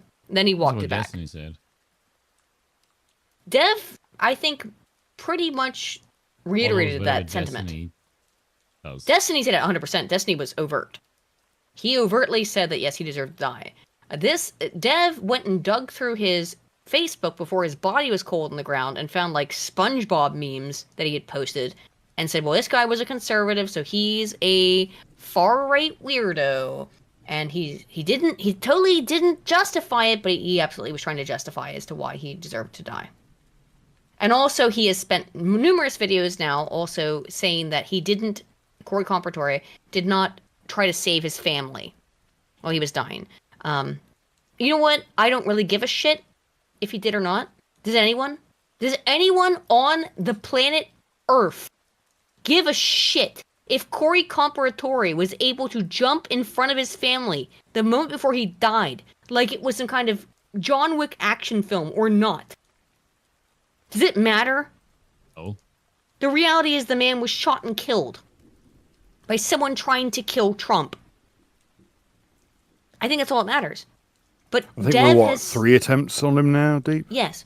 Dev tried to reframe this as, well, he didn't defend his family. I saw this video from 1,000 feet in the air, and I could totally tell, which was debunked. He was proven wrong about it. Ace also did a video about that, but he's still going on. He's still doing it. To which, at NHC1993 responds by stating, quote, "Correction, you called his family liars." To which Dev asks, was I wrong? Now, Just be clear, Dev said that the family of Cory Comparator lied about him trying to jump in front of them to save his children. Doesn't matter. The guy's dead. His children aren't. Who really gives a fuck about whether or not he dove in front of his family to take a bullet for them? He took a bullet, did he not? Who gives a shit? The man died. Like, even if we give the concession that he didn't, it's like, okay, then he just didn't have a physical chance too before he got mag dumped by some psycho who's a victim of fucking CIA op. This is video game brain rot. He thinks that, oh, he saw the bullet coming. Literally, so I'd win. Yes, so he could have done a Matrix roll and stopped time and done a little flip. He jumped right in front of his... What? Life is not a video game, Dev. You absolute fucking sped. longtime viewers will no doubt know that Dev was in fact wrong, and I have already done a video explaining in detail how he was wrong. So for the sake of saving everyone's time, as well as providing you the relevant information, here is the section of that video where I explain how Dev is wrong, along with him explaining how he believes that the family are lying about the fate of Cory Comparator. People are saying Dev just called the family of the man who was murdered a liar. People are like jumping in on this now. You know what? Yeah, even his actually, fucking PNG tuber thing is dysgenic. You know what? Here, I'll put my foot in my mouth one final time. Listen to this, just to make clear. This was in Ace's previous video, but just to be clear, after normally like a YouTuber would say like, "Oh, I misspoke," and sometimes I do. Very rarely because I script my videos. Dev does too, though. Scripts his videos. And yet he's just saying, I misspoke. And here he is, when questioned about it, making it clear that yes, Corey Compratore essentially deserved it. Because why the fuck not, okay? Arch, you probably can't show it on stream, so don't worry about it, because you'll just get your channel fucking nuked. But did you see the video? It's weird how you showed the video. You showed that video in your own video, and you didn't get struck, Dev. Weird. But you wouldn't want Arch to see it. That's bizarre. Nope, I did not. I probably did, but I don't remember. So there was another video from the crowd. I know Artemis saw it because Artemis and I talked about it. There's a video. There's another video of the shooting where you can actually see the firefighter who got shot, and he didn't jump onto his family to protect them. That didn't happen. He just got shot. Having actually, yes, and you're right, Gentleman Fish. Arch, I believe, keeps Dev on because he makes more money when Dev is on, because people hate Dev and they will donate money to hate Dev. Speaking of, thank you guys all so much for supporting the channel. If you'd like to support us, or support us in general, that would always be appreciated. Little shill. Found the footage myself after some searching, I would ultimately have to disagree with that assessment. Despite the grim nature of the footage itself, I wouldn't actually call the content graphic, and for reasons that are going to become very painfully apparent. Because here is the damning proof that Dev has to provide, showing that Mr. Comparatore's family lied about him. This is the proof that Dev shows. It's from 1,000 fucking yards away. Or some shit. The other side of the field. How far away is this? 800? I'm blind as a bat. I can't tell. Guys, you're better at distance. Women moment here. Don't look at me. I've got no depth perception. Corey Compratore is back here on the far left bandstand. Right? We are at a distance where the... What are you going to see here? The site is actually obscured by the crowd. What are you even going to see from this distance? People are getting down because they hear there's a gunshot. This is literally Where's Waldo. 4 seconds long. What? This is Where's Waldo for a sniper. He just knows that he happens to be in this bandstand. He knows this is where he's seated, somewhere over here. You could not pick a worse vantage point. I know. But you may have noticed that zoomed out, you can't actually tell what's going on. In fact, even when zoomed in to where Mr. Compratore was at the time that he was hit, you still can't really tell what's going on, at least not at a glance. You certainly can't positively ID him by this footage alone. Fortunately, there is a secondary piece of footage in which it is far easier to see Mr. Compratore. However, he is ultimately visually blocked at the exact moment that he was hit, though we are able to see his hat in flight at the end of the footage. With these pieces of information for reference, it is at that point possible to potentially ID Mr. Compratore in the first footage once it's zoomed in. However, due to the... Please pause? Whoever keeps hitting it, stop. What an insane thing to become so focused on. And the reason why Dev is doing this, and has been doing this, and continue to do it, is because he needs the left to be as equally evil as the right, and he thinks the person who killed Corey Compratore is a rightoid, and so he must... Russia. Yes. She's pro-Russia. That means he must fall into one of my little categories. By the way, I don't believe in categories because I'm a base centrist, except for you're not. You're a left centrist. And by left centrist, a lot of this stream was to dunk on centrists because I'm really fucking tired of it. You have a political opinion. Just state it. Spoon and I are very obvious and overt about our political opinions on things. We're both monarchists. Yes, we're monarchists. We believe in hierarchy. We believe in conservative moral and social values. Traditionalists, yes. We're very open about this. We don't like women. We don't agree on a ton. You and I don't agree on a lot of stuff outside of politics. We agree on almost nothing outside of politics. Yeah. But that's the thing. We have this thing that is in common with us politically. Dev is someone who is trying to... He's not the only one. We're going to get into more of them, like Konstantin Kisin, who... I'm center. I'm center everything. Dev tries to say that he's center everything. Konstantin Kisin is like, I'm center right. I'm the reasonable right. Sure.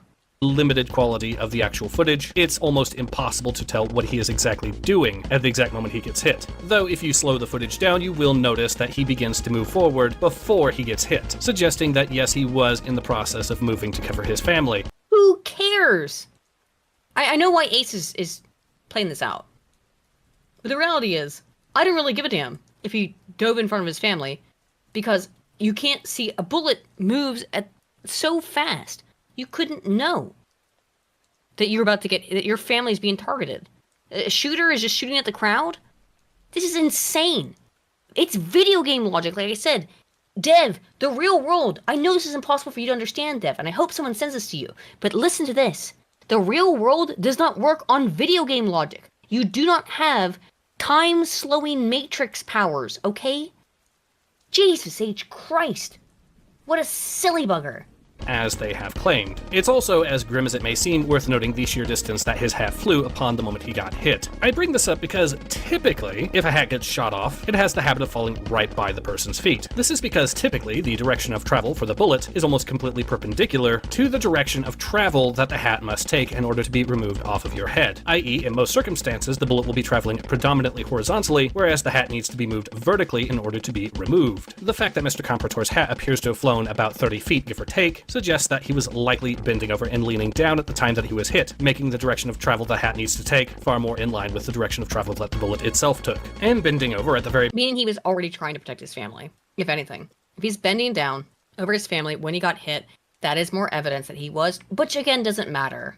Who really cares? Bullet itself took. And bending over at the very bare minimum looking downwards is something that would be done by someone in the opening stages of beginning to protect their family in the manner described. So yes, it would appear that Short Fat Otaku did indeed lie about the fate of Cory Comprator, and did so ironically, if grotesquely, in the name of what he describes as facts. Because according to Dev, this footage is irrefutable proof that cannot be challenged or contested in any way whatsoever that Mr. Comprator's family lied about his actions that day. As you can see, there is actual video evidence to show that Dev is factually wrong about Cory Comprator. And yes, the video evidence is blurry. It is difficult to make out. It's still, though, far better than the video evidence that... Yeah, but here's the difference, right? Is that Ace is giving a legitimate kind of critique here and saying, like, it's really hard to tell with this blurry, extremely zoomed-in footage. However, Dev took that same footage and just went, here's the truth. Believe me, guys. The difference is astonishing to me. And that's why, well, Spoon, I think that this is just par for the course for this centrist class. It's always about lies, and then hoping that you don't look into it. Literally, don't look too deeply into the lies I'm telling you, otherwise you might see the truth. And that's been Dev's modus operandi, it seems. Hello? Oh no, guys, I might be here alone. That Dev tried to use to defend his claim. As later on, when pressed, Dev states, quote, here's the alt angle. He passes behind somebody's head so we don't see it happen. Based on the amount of time between him not noticing the first shots and his hat flying off into the crowd after getting shot, there's no way he had time to dive on anyone. But is that actually true? To answer this, I took the liberty of timing the footage to see just how long Mr. Comprator had to react. In terms of reacting to the gunshots, Mr. Comprator had about 4 seconds to react before he was actually hit. That's not a great amount of time, but it is certainly... Again, Dev, video game brain rotted. He had 4 whole seconds! Why didn't he do a barrel roll? And protect his family? What a fucking loser. What a... Dude. You've never left your fucking apartment. Speaking to someone who never has either. You never left your fucking house. Why didn't he do a barrel roll and defend his family? You're such a fucking dipshit. Again, I think even bringing the matter up, it should, honestly, like, there's a faux pas and there's this.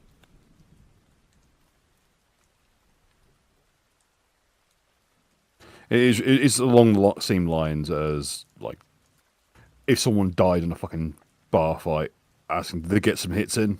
Like, no one's going to be bringing that shit up. Fucking hell. Yeah, exactly. It's disgusting. The line of inquiry is the domain of fucking psychos.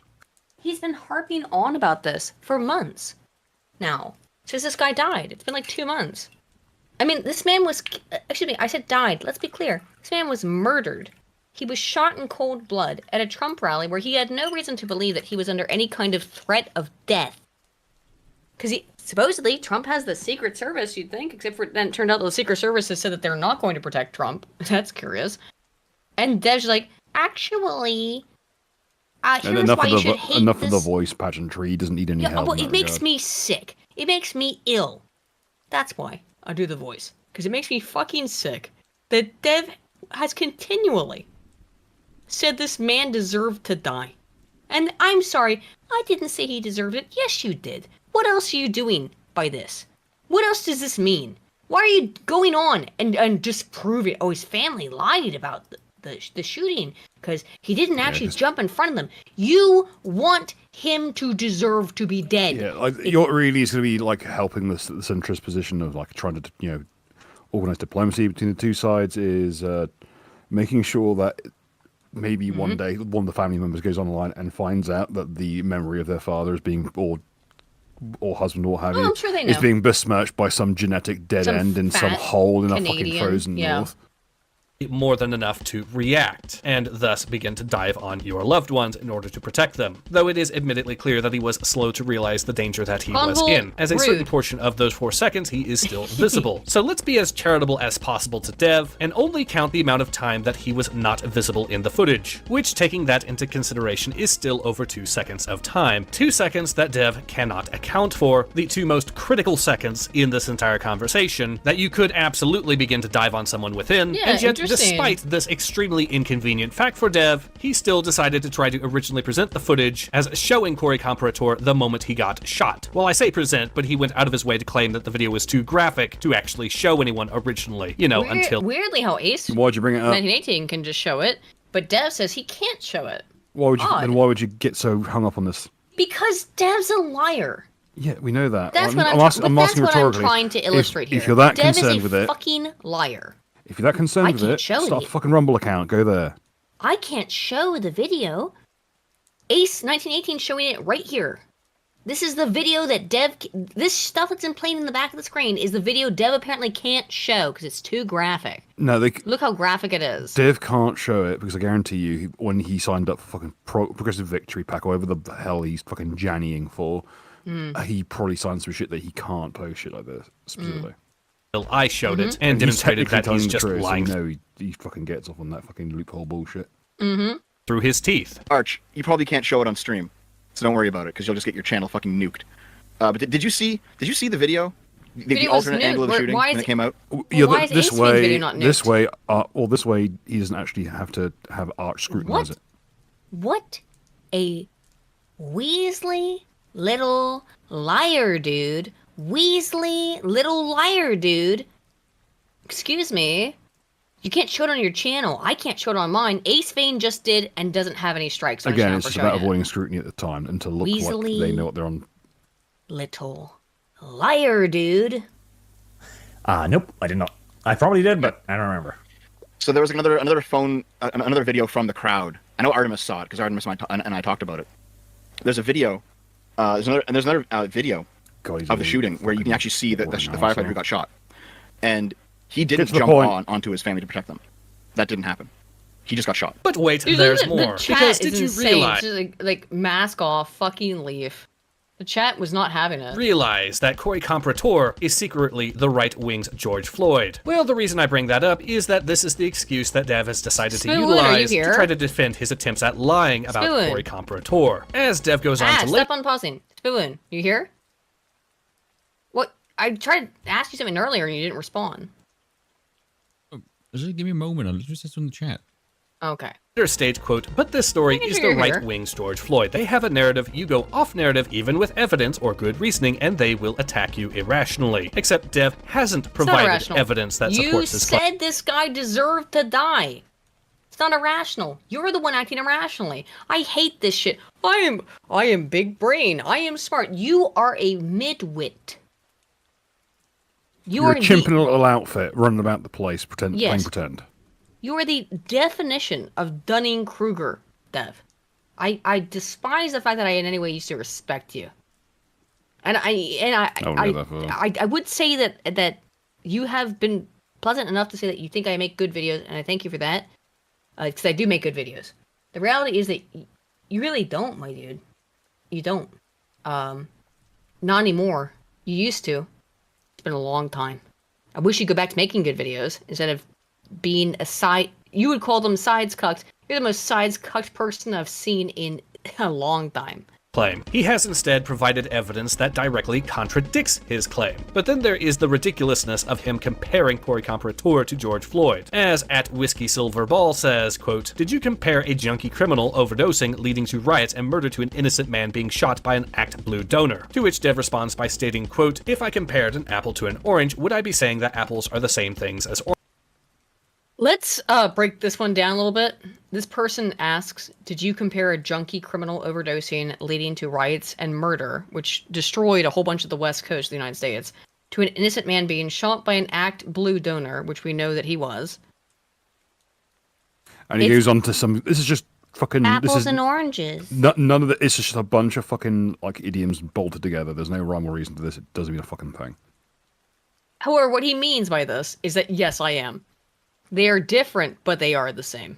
As oranges, you used up wet wipe. What Dev seems to fail to understand here, or let's be honest, willfully chooses to ignore, is the fact that not all comparisons are automatically good comparisons. Saying that Cory Comparator and George Floyd are comparable exclusively because Republicans and Democrats respectively chose to remember their respective names after their lives had been lost is essentially taking up the position that because two things have exactly one thing in common with each other, that they are therefore comparable, and therefore this is a good... Yeah, Ace, I mean, not to be pedantic, but we do get it, Ace. Ace is laying it out for the audience, though. He's right. But he's right. He's completely right. Is that Dev is doing this to be like, look, these two things, they're not identical, though, even though they actually are based on the same sort of motivation. He knows enough to know what contamination is in terms of why Dev is dangerous, and I mean this in a very, very mild way because he's Canadian, so of course he's not dangerous, but why he has any capacity to be dangerous is because he has this capacity to inspire people to believe that he actually is taking a moderate, balanced stance. Because I'm a big pussy weakweed, and so I don't have any strong opinions on everything, and that means that I must have, that whatever my opinions are must be the normal opinions. And from a sociological perspective, humans are going to want to go towards the norm. And they'll go like, well, this is what the most normy person ever thinks about it. So maybe that's how I should think about it. That's how he presents himself. That's his modus operandi. If that makes sense. Anywho. Comparison. Let's apply Dev's logic and reasoning here to Dev. Short Fat Otaku breathes air. You know who else used to breathe air when he was still alive? Hitler. Jeffrey Dahmer. Therefore, Short Fat Otaku is clearly the Jeffrey Dahmer of the fake centrist anti-liberal political camp that includes Short Fat Otaku. Keep in mind, Short Fat Otaku rejects liberal principles the moment it is politically convenient for him to do so. And he also fundamentally hates actual centrists such as myself. But the key takeaway here is that... Well, Ace, I don't really know... You've spoken to Ace. I think Ace is an actual centrist. We just gotta push him out of that. And by that I mean you'll grow out of his phase. Using that term is cringe. Just pick a. Here's the thing. Eventually, all of us gotta pick a damn side. It's the reality. You have to pick a damn side. I said this now before. there's more than two sides. Let me put it that way. There's a whole bunch of sides. They're all over the place, but you gotta pick one eventually. If you're over here watching us, thank you. But you are now on the monarchist side. Not necessarily by watching us, but this is the monarchist side of things. It doesn't necessarily apply to people participating, well. I know, Bill. You don't appreciate the monarchy, but we'll get you there soon, son. Don't worry. We're going to have to be...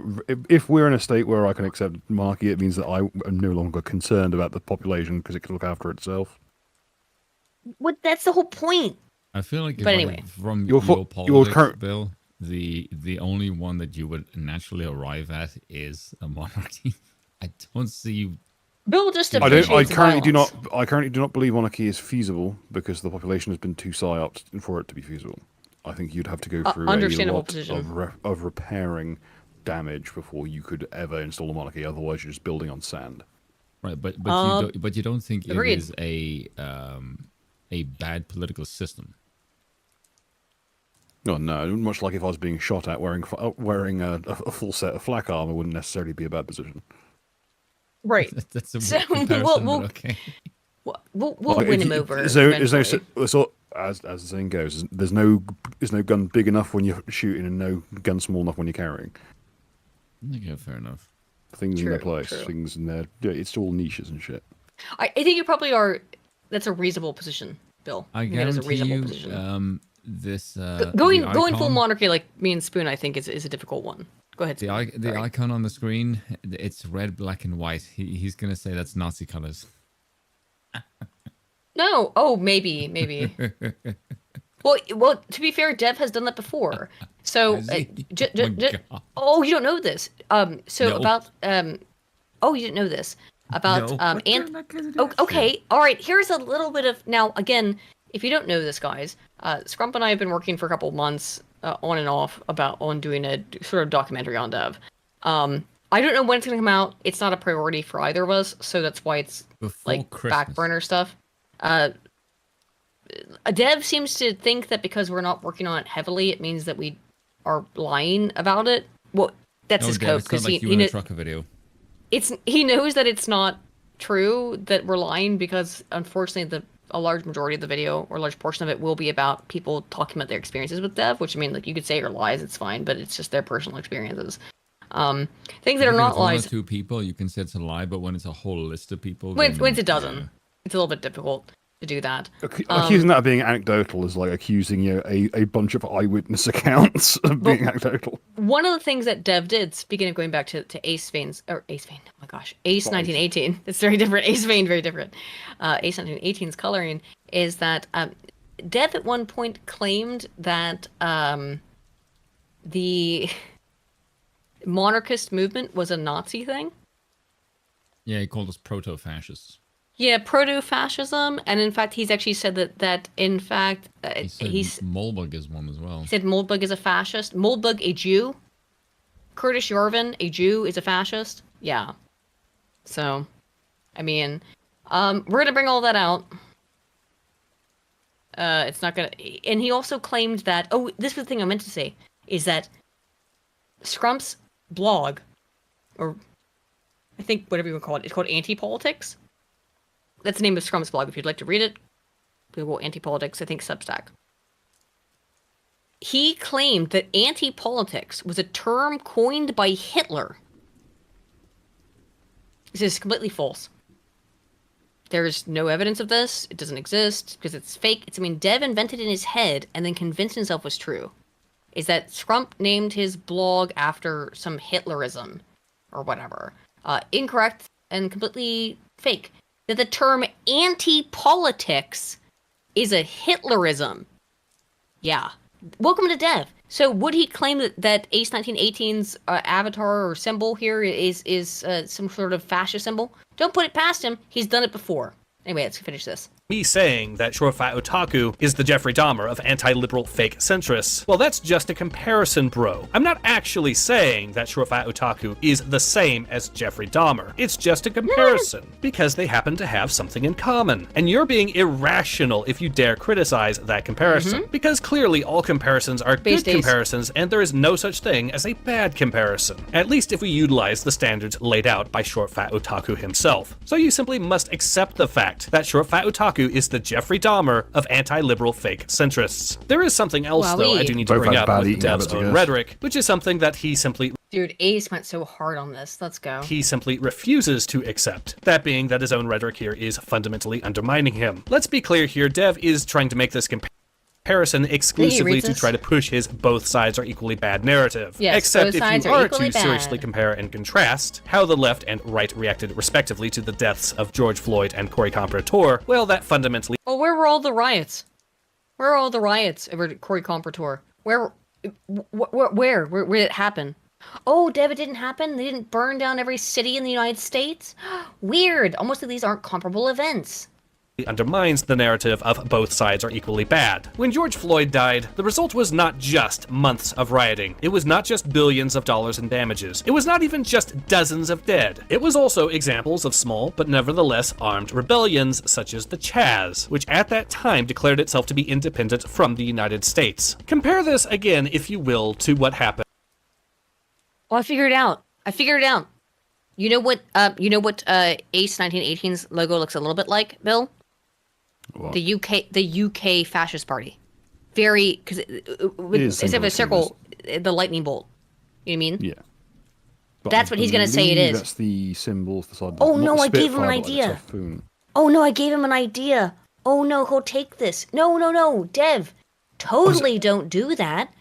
Don't go and say that Ace 1918's avatar image of red, blue, and white, not like it's also the colors of the American flag, is actually sort of similar looking to the UK It's not the Fascist Party. Spitfire marking, but it's very similar. You see what I mean, though? Yeah, totally don't do that. Don't do that, Dev. So we can totally call you on it when you fucking fall for this bait, you fucking fat Canuck. Following the death of Corey Comparator. It did not see riots. It did not see billions of dollars in damages. It did not see dozens of deaths. Guys, don't and tell the death Dev of Corey that. Comparator did not result in examples of armed rebellions. My point is that if Dev is so desperate to try to paint both sides equally bad, that he feels compelled to compare Corey Comparator to George Floyd, as though he is the closest thing the right has to George Floyd, well, that's a pretty damning statement about just how much worse the left is. It fundamentally proves that no, both sides are not equally bad. The left is clearly far, far worse. And Dev, in his sheer utter ineptitude and desperation, has... Let's be clear. If Corey Comparator is the right's George Floyd, then the right's George Floyd is an innocent fireman who was just sitting there minding his own business when he was shot to death. Maybe or maybe not defending his family in the 4 seconds he had to react. Let's now watch Konstantin Kisin. I think this is it, isn't it? Make sure I got the right link here. Oh no, this is right. Hang on. Hang on. This is not the right thing. Ace's symbol is like a U.S. Air Force this is military not it. rondelle, which is almost identical to another Russian one. That's not the right link. But yeah, it's a marking for planes. What? Oh, hang on. It's Konstantin Kisin and Bill Maher. Oh, how did I get the wrong link on While this? she piddles about with that, I'm going to, do the same. Be right back. Oh, shoot. Spoon, do you have this? Because I don't know how I lost it. I might have overridden something. Oh, shoot. Spoon, do you have the Konstantin Kisin thing? Because I don't have it. Let me find it. Spoon. Apparently, I'm alone here, guys. It's him and Bill Maher. There's a bunch of clips, but I had like the whole thing. Shoot. Arrgh! Okay, well, this is what I got.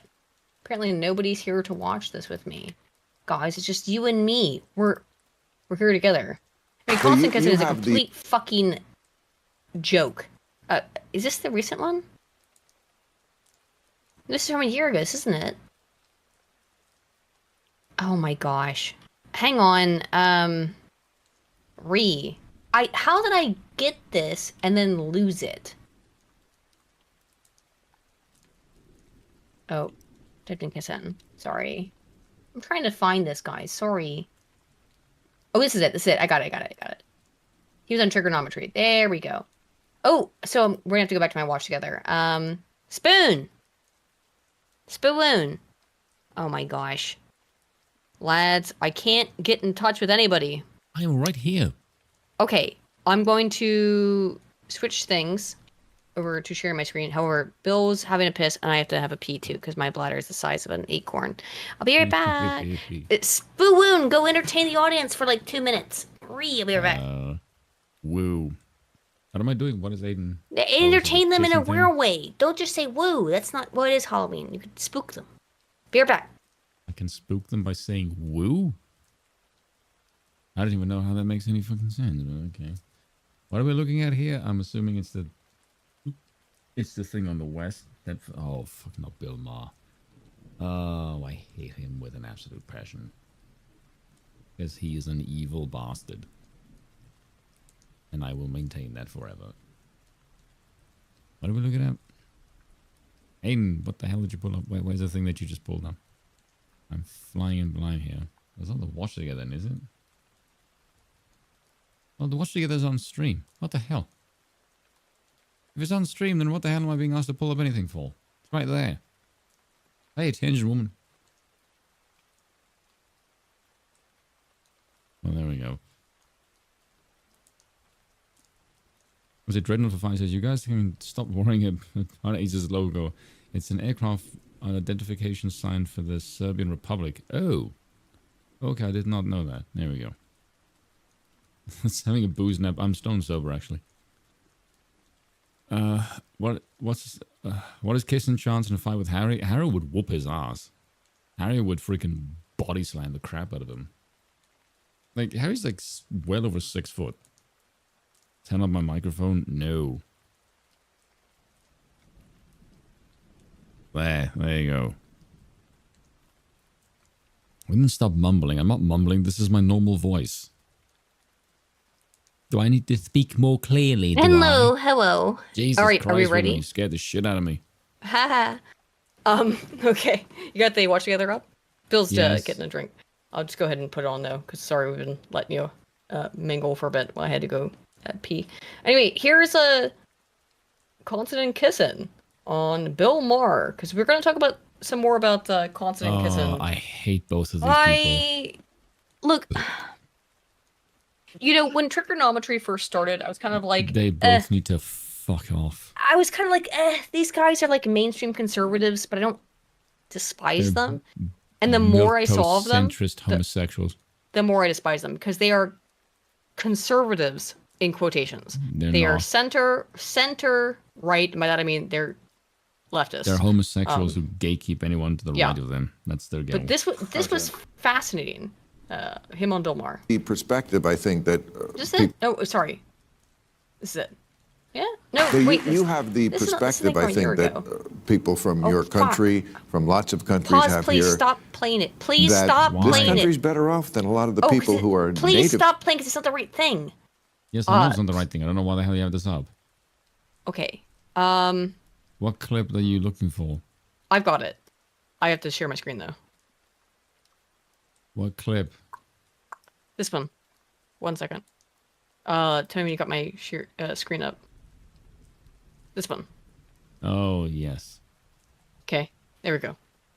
You got it up? Yes. Okay, here we go. I mean, I remember being in England Oop. Fucking egg. Fucking Twitter. first time in the 80s, and it was very different.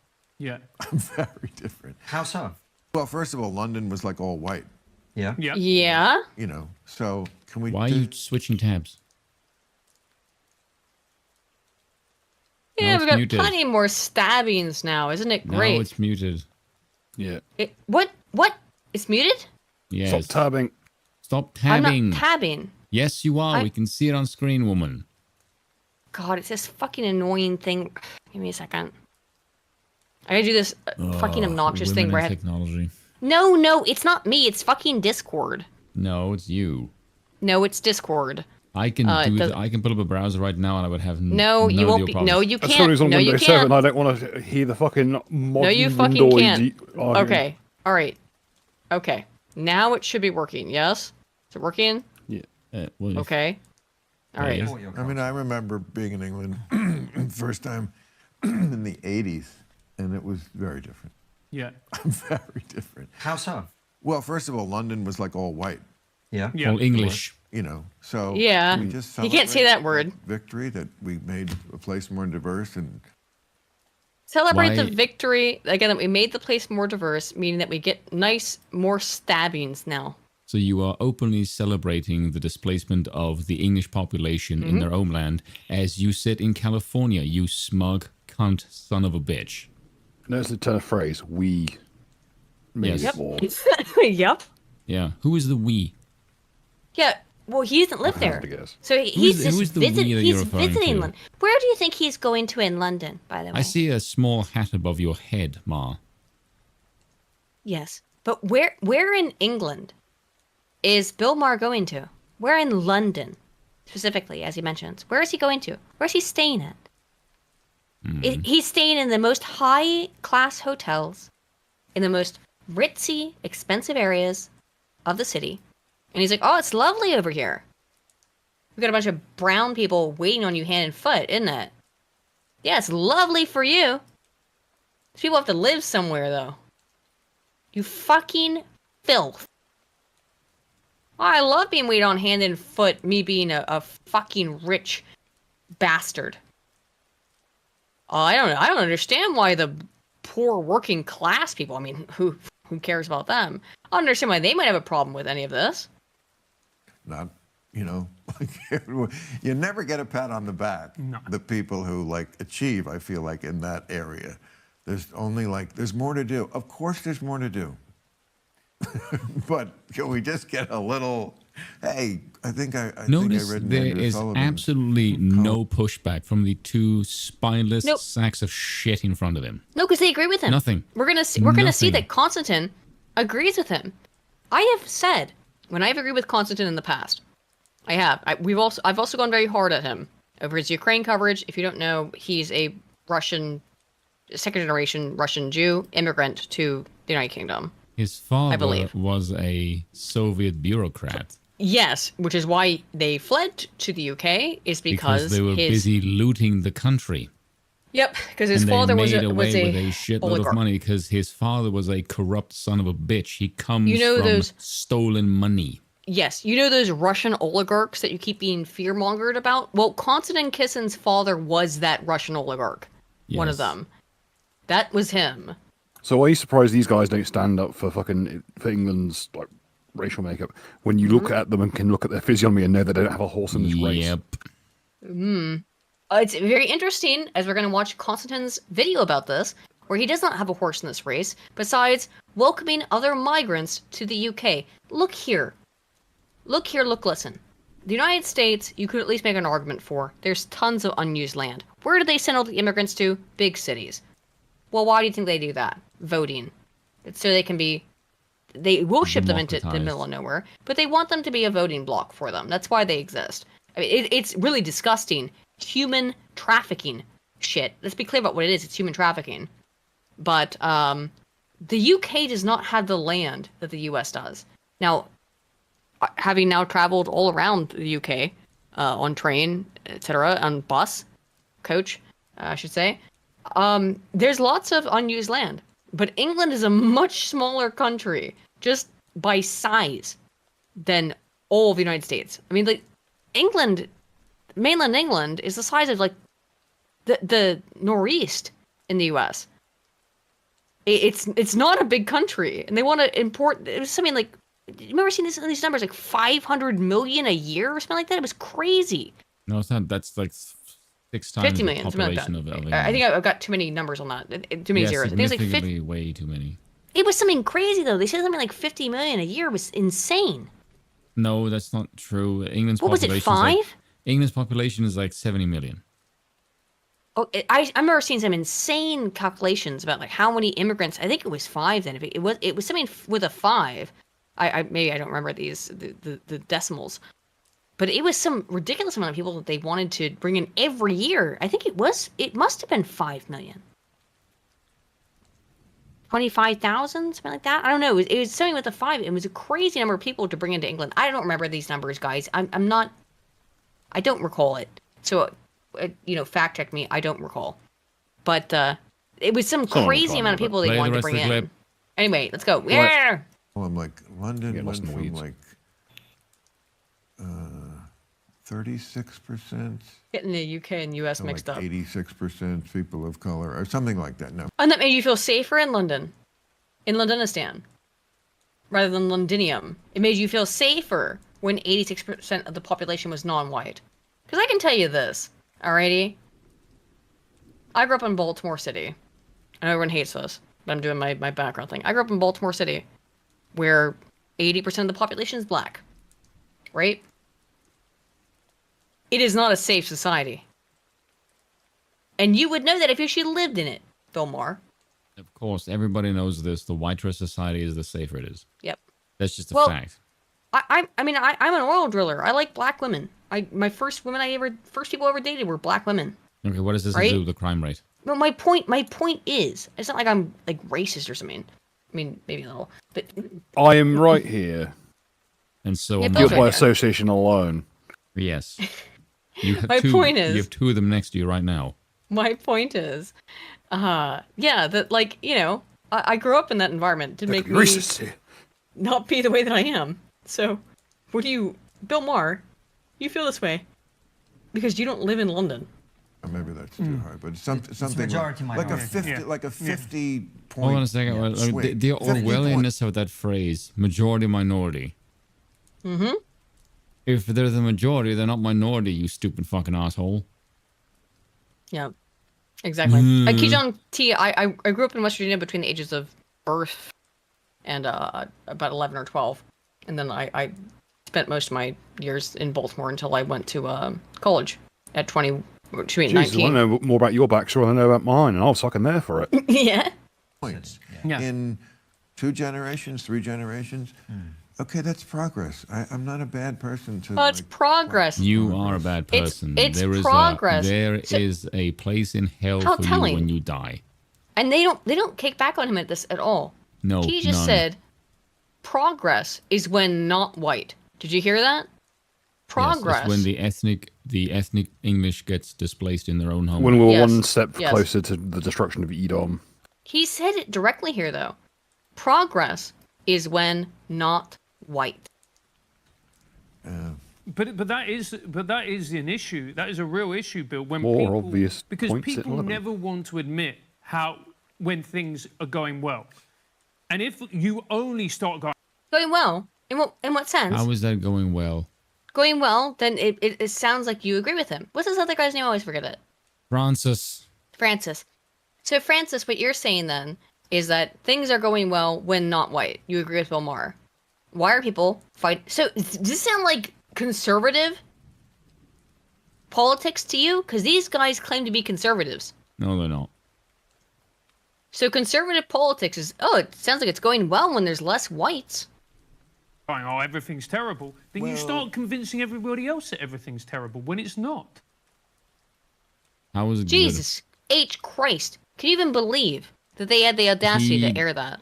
He does not want white people to have a space to call their own. Like, he Nope. openly thinks white people advocating for their own is historically Racist. bad.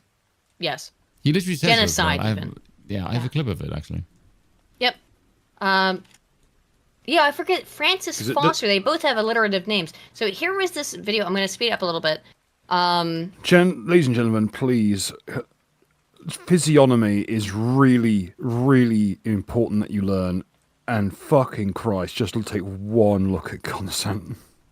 Well, Constantine. So Constantine is about to stop sitting on the fence about the war with Israel.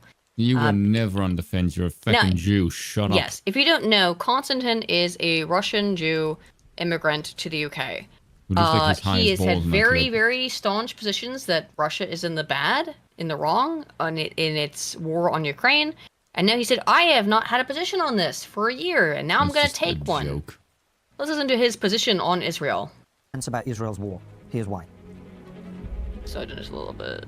Exactly a year ago, when thousands of Hamas militants crossed Israel's border to engage in an orgy of medieval violence, I knew little about Israel and had no opinion about... Really? You had no opinion about Israel You as a openly Jew? call yourself as a Jew. Shut up. Look, I'm just suspicious of this, and I'm not saying this is a bad thing. I'm friends. I'm very friendly. He's not here in the chat, I don't think. I'm very friendly with a guy who's a Israeli Jew. I don't have anything against people who are Israeli or Jewish inherently, obviously, but it's clear you have political motivations here, Constantine. About the long-running conflict. No one likes people who I've front. never been to Israel. I've never been to Gaza. I've never been to the West Bank. It's not a conflict I studied at university or read about extensively. People on both sides who care passionately about this issue find it hard to believe, but in truth, most people are like this. That's why, for many months after the October 7th attacks, I avoided commenting on the war or even discussing it on our show. Instead, I read what... It's more that, let's be clear, you are waiting for what was the acceptable narrative for conservatives to take. Something that I've been seeing a shitload of lately, and it pisses me off, is the amount of cringe homosexuals all over the place who think that Western civilization was built by the Jews. I don't know who the hell tells these people. I saw Dennis Prager say this earlier today, and like, you absolute fucking idiot. Like, can you explain to me how in the name Israel's of our God? greatest Aiden, ally. I'm still talking. For fuck's Go sake. ahead. How on earth French royal absolutism had anything to do with the Jews? How was English common law to do with the Jews? How the hell was Prussia's military prowess done in the name of the Jews? All of this is rubbish. It is a crock of shit. We are not the product of Judaism. It's Christendom. Yes. Piss off. Anytime I hear someone use the word, and I used to use it too, so let me be clear. Judeo-Christian values. Let's be fucking clear. Those two things are not the same. Yeah. They are not analogous, and they are not able to be hyphenized in such a way as Judeo-Christian. Shut up. The Hebrews are responsible for Western civilization the same way that a fucking tapeworm's the father. God damn it. Anyway, Constantine. And listen to the endless commentary, debates, and discussions to understand what people on various sides were saying. Having gathered those perspectives, I then did my best to apply first principles thinking to the arguments I heard. Except nothing less than the Kingdom of Jerusalem. Okay, all right, first principles thinking, which isn't really defined. But, all right, let's talk here about... Should we all just give our opinions on the Israel-Palestine conflict? Because I can give mine in very few words. I don't like either. Thank you. As I've just stated, I will not accept less than the reinstatement of the Kingdom of Jerusalem. Blow each other up. It's sad. Trust me, when I don't like seeing pictures of dead kids. You know what I mean? And they did that when this stuff started. I remember this. I told you about this, Spoon. I think I talked about it actually on the stream. I said that they showed these. Shapiro it was all over Twitter for like a week when the bombardment happened a year ago. Shapiro's emotionally invested. He's also an insane lunatic when it comes to Israel. But what I saw dead Israeli children and dead Palestinian children next to each other, and I went, well, I don't want any kids to die because they've not done any of this. Of course, I don't want children to die, and they know what they're doing because it appeals to your human conscientiousness. There you go. Of wanting to care for children, but it's totally farcical. It just appeals to your emotional resolve. But the reality is that just kill each other. You've been trying to kill each other for the last 6,000 years. Just end it. Kill each other. It's not my business. It's not the business of the rest of the West. But the United States and the UK and most of the West is bending over backwards to help Israel. Yeah, because of the Samson option. Because they know that if Israel loses, it will just dump every nuke they have at point blank range into the conflict. Mm-hmm. That is an actual part of their doctrine. Yes. Israel will not fall into enemy hands because they would rather turn that area into a nuclear hellscape than run the risk of even a single day of occupation. Remember that Israel is a nuclear power. Because they stole all their... But remember this. They are fighting against a bunch of sand people. Let's be clear. They're fighting against a bunch of sand people. They are a nuclear power. One of very few in the world that still has access to their nukes. Okay? Just trying to put that into perspective. And and as far as we're aware, the only nation who have a named protocol for just fucking turn the area into glass. Yep, they could at any point. Let's make this clear, guys. At any point, Israel could turn Palestine into a glass car park with a nuke. But they want that land right on the sea, so they won't do it. They want the West to do it. They want someone else to do it for them, so that they are divested of, war crimes, which is what they're going to do. The same way that now that they're moving into just do the war crimes already. By and large, it's way easier for them to do so because all the Ukrainians have died. Mm-hmm. Yes, and Ukraine is considered like a second home to the Jews, if people don't know. So in 3 years, essentially, we've had 2 wars on the Jews, quote unquote, because Ukraine is considered Ukraine's president is a Jew, which is not common anywhere. Not common when one leads a neo-Nazi paramilitary organization. Well, he didn't do that, but still. Whatever you're trying to analyze down to its core and working back from there. Context is extremely important to understanding. But when it comes to highly emotive situations like this one, people often flood you with emotional context, which does not support the argument they're actually making. There are some obvious examples. Okay, you're going to flood us with emotional context then. In this debate, which we will address shortly. First principles thinking helps you see the structure of arguments. The logic of an argument is like the skeleton of a body. You cannot see it from the outside. They will repeat. Oh, sorry. This is the biggest fucking cope I've ever fucking heard, though. It's like a skeleton. Oh, listen to why my debate's actually good. I just fucking hate every time this asshole talks. It's Dude, just nothing it's nothing but bullshit. This is like the end of iDubbbz' video where on Sam Hyde, where he's like, I'm gonna explain actually why I'm right, and you're big stupid poo-poo pants. Cause of why the body moves the way that it does. Getting to the skeleton of an argument is essential to understanding it. This was my approach when we had prominent pro-Palestine guests like Bassem Youssef and Norman Finkelstein on trigonometry, as well as pro-Israel guests like Ben Shapiro and Natasha Hausdorff. It was also my approach when I hosted a fiery debate on the subject at Dissident Dialogues, and when Safety Namus invited me to discuss this issue on this podcast. So what does first principle thinking tell us about the conflict? First, the easiest way to understand a complicated problem is to find a comparable situation about which you already know what to think. For example, if we accept that October 7th was a terrorist... Whoa! You already know what to think? Did you catch that? You've a topic for which you have already been inculcated on the truth about. You already know what to think. What a giveaway! Attack, as I believe most people do, the obvious approach would be to compare it to other terrorist attacks in recent history.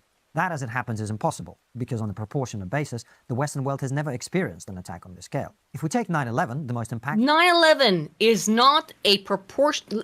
Listen to this, guys. He's going to say 9/11 is not a proportional terrorist attack. Now... Well, no, because you'd never talk about Israeli war crimes, would they? I mean, I would agree, but not for any of the reasons that he would say so. He's like, forget 9/11. What is it? 3,000 odd people died in 9/11? It's 6. It's 3 or 6, something like that. I think it was 3. Oh, but how dare you compare 9/11 to people getting murdered at a music festival? Which, by the way, I'm not saying is good. Just saying, like, this is an insane thing to say. 9/11, how dare you? 9/11's small beans. Small potatoes. Memory, which shook the world's dominant superpower to its very core. We see that 2,977 so people killed 3,000. in a country I was of right. 285 million people. So, oh my God! He's gonna do proportionality. I know. I watched this video before. I just forgot about this because my brain was trying to protect me from the aneurysm. So again, I mean, 3,000 people died. Physiognomy. He looks like a fucking rat. He's doing proportionality. So 3,000 people died in a country of 285 million. Therefore, their lives are worth less than the lives of Israelis because Israel has a lesser population. Oh my God, Zephyr, my Jewish Israeli friend, come and save me from this nightmare. On October 7th, approximately 1,200 people were killed in a country of just 9 million people. Some keep calling October 7th Israel's... Oh my God. He legitimated it. Most of these casualties resulting from the Israeli Defense Force using a lot of them were. You won't talk about that, do you, Constantine? And they fired on crowds indiscriminately. The audacity. Okay, of this dude. Let's compare it to the death toll of the latest batch of the Israeli-Gazan war and to Gaza's population. Yeah, good question. Good question. Isn't it something ridiculous? Like literally tens of thousands of people have been killed. Yep. That isn't remotely true. If October 7th was Israel 9/11, on a per capita basis, only 100 people have been killed. In other words, October... Oh my God. Okay, for reference... Oh my God. Can you believe he would make this kind of fucking argument? By the way... Per capita. The war in that... the latest batch from the October 7th conflict has killed over a whole % of Gaza's population. But yes, true. He is literally saying Jewish lives are worth more than American ones. That's what he's saying. Because of our per capita calculation, our lives are worth more because Israel has a smaller population than the United States. Meanwhile, Meanwhile, Israel has literally killed 1 in every 100 Gazan men. They've literally like. I don't think he understands Bill. I don't think he understands the extent of what he's saying. Yeah, because it's all only the same shit. All these assholes, this fucking IPAC lobby motherfuckers. Yeah. It's the accuracy of techniques only applies in how inconvenient they actually are. Mm-hmm. Just keep using different graphs and different configurations. It's astonishing that he would have the temerity to just state this outright, that yes, our lives are worth more than yours. The 7th was at least 12 times as bad as 9/11. And that's before accounting for the fact that Hamas took hundreds No, of no, no. hostages. Stop this maths. No. Stop these Just maths. delving into No. Steiner math. This is ridiculous. Again, our lives are worth more than yours. That's what you're saying. Because That's what they've always proportionality. believed. Well, I mean that. Now they're trying to. They've just found the only metric by which they could possibly argue it.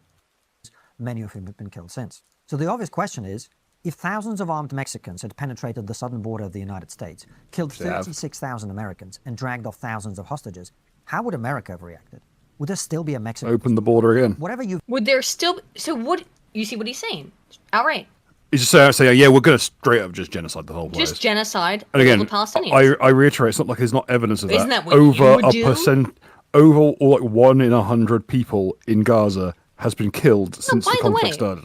If the Mexican government, which is not what happened in the case of Palestine either, because it doesn't really have a government, so to speak. The Mexican government, approaching the Mexican government, ordered 30,000 troops or whatever to cross the border into the U.S. and kill everybody they saw. Yeah, we would probably glass car park Mexico, and that's what he's asking for. No, we wouldn't under the Biden-Harris regime, but that's what he's asking for. He's asking for the United States to send in military equipment to glass car park Palestine. For reference, since in like the year since the conflict's begun, if Israel killed, if Mexico did the same thing to America, like per capita, it would be 350,000 people. Just to be clear, if it's not been obvious, we don't like anybody involved in this conflict. But this is pathetic. This is disgusting. In view of the history of this conflict, I believe the logic of this is impenetrable. However, there are some persuasive arguments from the anti-Israel camp which are aimed at contextualizing October 7th. Let's look at them. Number one, history did not start on October 7th. Yeah. The crux of this argument, when broken down to its central premise, is that the state of it. Are you ready for the most disingenuous take? This I have not seen all of this. I just watched the beginning. But the reality is that is a legitimate question, idiot. Constantine. Yes. Did this begin on October the 7th? Oh, it didn't? No, unpause it. Let's go. Israel is illegitimate. In this conception, Israel was created because land belonging to Palestinians was taken by Western powers and given to European Jews fleeing the Holocaust. Yep. Palestinians were not consulted, did not give. It was, what do we do with the Jews? Let's be clear. That was what happened. It's like, oh, we gotta deal with this Jewish question. I'm just saying that's what was happening in post-World War II Europe. What do we do with the Jews? We gotta get them out of here. They say they want this area. Well, we conquered it. And we'll just give it to them. And let them hold it. That's what happened. Consent and found themselves kicked out of their homes. Israel is a settler colonial state. 2. October 7th was a response to no real response to that, in other words. So you have no response to that, to the reality of there's historical reasons, because you just in 1948, you just rocked up and took over this land and said, this is ours. It's always been ours. And if you try to do anything, we're going to fucking kill you. I mean, like, yeah, that might kind of piss off the local populace. Brutality and oppression. Those of you who watched my debate with Safety Amos will recall that he made this argument repeatedly. The people of Gaza and the West Bank are treated so badly, he argued, the response we saw on October 7th was totally understandable. An act of resistance aimed at redressing the wrongs they had suffered. Go ahead, Spin, sorry. The guy that you just had up there, he's good people. But is he not? Is he wrong? Also, is he wrong? He's an Austrian economist. But is he? I don't know the guy, but he actually advocated for monarchy. Pretty based. But, yeah. And is he wrong in this instance? You oppress a people for 85 years, and then you're confused as to why they're not just second-class citizens. They're second-class citizens in their own country that is basically controlled by yours, and you can't figure out why they're pissed off. And they were already there because they were the dregs of the Arabian Peninsula. I'm not justifying terrorism. I'm saying you can't figure out why people fucking hate you. That would be why. 3. Israel is killing civilians. Yes, it is. Pulling their children out of rubble speak for themselves. 4. Israel is in. So didn't address it. Just moved on to the fourth one. Just moved on. Just moved on to 4. 3.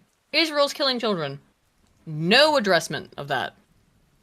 Well, you are. Is it just because you know you had no response to that, Constantine? Dude, what? Engaged in indiscriminate attacks, which is why so many innocent people are dying.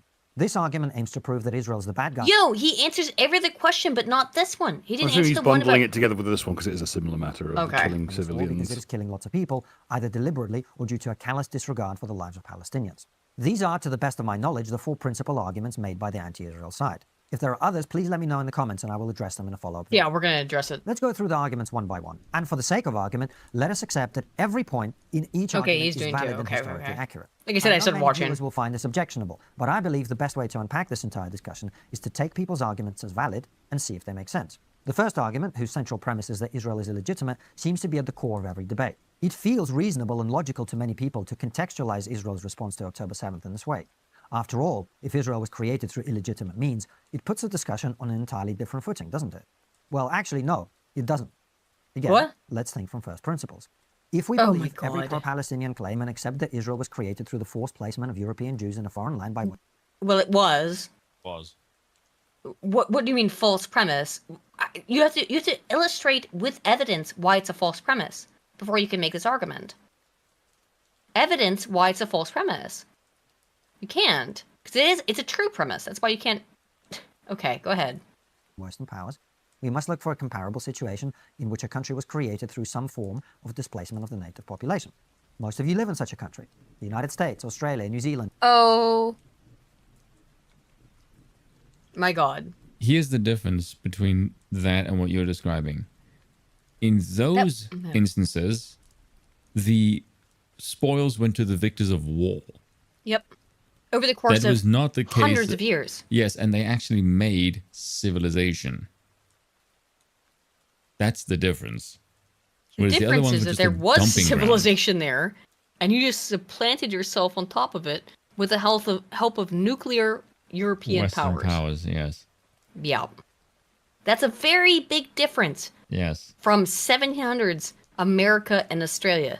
All those places didn't have a doctrine in place with that. Oh, by the way, if we start to lose this war, we're just going to turn the entire area into a completely uninhabitable glass car park. Yep. Yeah. And in Canada are all the products of invasion, colonization. Oh my God. If you go back far enough, he's got to pull out his woke. He's got to become woke in order to defend his position here. There's almost every other country in the world. Like it or not, Israel exists. It's home to over 9 million people. The idea that they would, could, or should accept the destruction of what is now their country is absurd. The United States government would not tolerate missile strikes and terrorist... I agree. The idea that they would tolerate the destruction of their country is absurd, but it's their goddamn country. It's no one else's concern. It's not my concern. It's not Spin's concern. It's not Bill's concern. But no, it's their country. They're a nuclear power. The small amount... So it's like... The complete two-faced nature of patriotism in the eyes of the Israelis is fucking... Let them do whatever the hell they want. But it's not our job to fund them forever, which is what he's asking. If you're God's chosen people, you don't need my money. Yep. Rampages from Native American reservations. Neither would any government of any country under any circumstances. Peace in the Middle East will not be achieved by attempting to undo many decades of history. The second argument centers on the idea that October 7th was a response to Israeli occupation and brutality. This, again, seems reasonable to many people. After all, what would it take for you to behave the way Hamas did on October 7th? The problem with this argument is that what happened on October 7th was not an attempt to weaken Israel militarily. It was not an attempt to break Hamas militants out of Israel. No shit. It was a message. Of course, because the Israelis' military is way more armed than Hamas. Duh. Yes. It's just a terrorist attack. It's what all terror attacks are. I'm not justifying it. I'm saying it is disgusting. They killed a bunch of innocent people. The reality is, that's what terrorists do. That's how they lash out.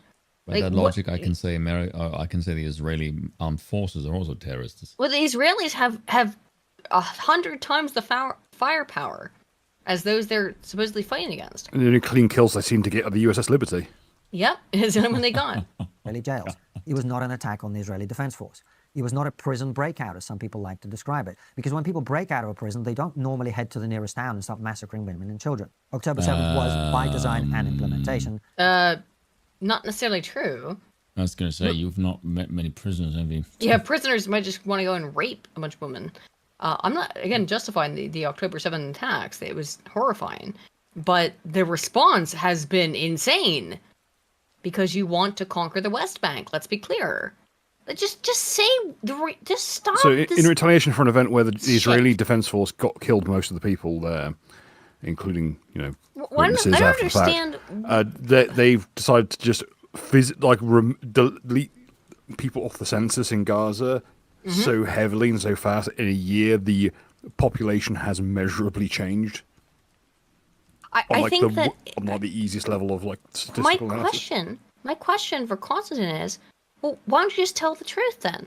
Just say that you want to erase these people because you want to have the Gaza Strip. You want to have access. You have more access to the sea. I mean, it's this weird victimhood way around. It's like, here's actually why we should be allowed to slaughter a group of people.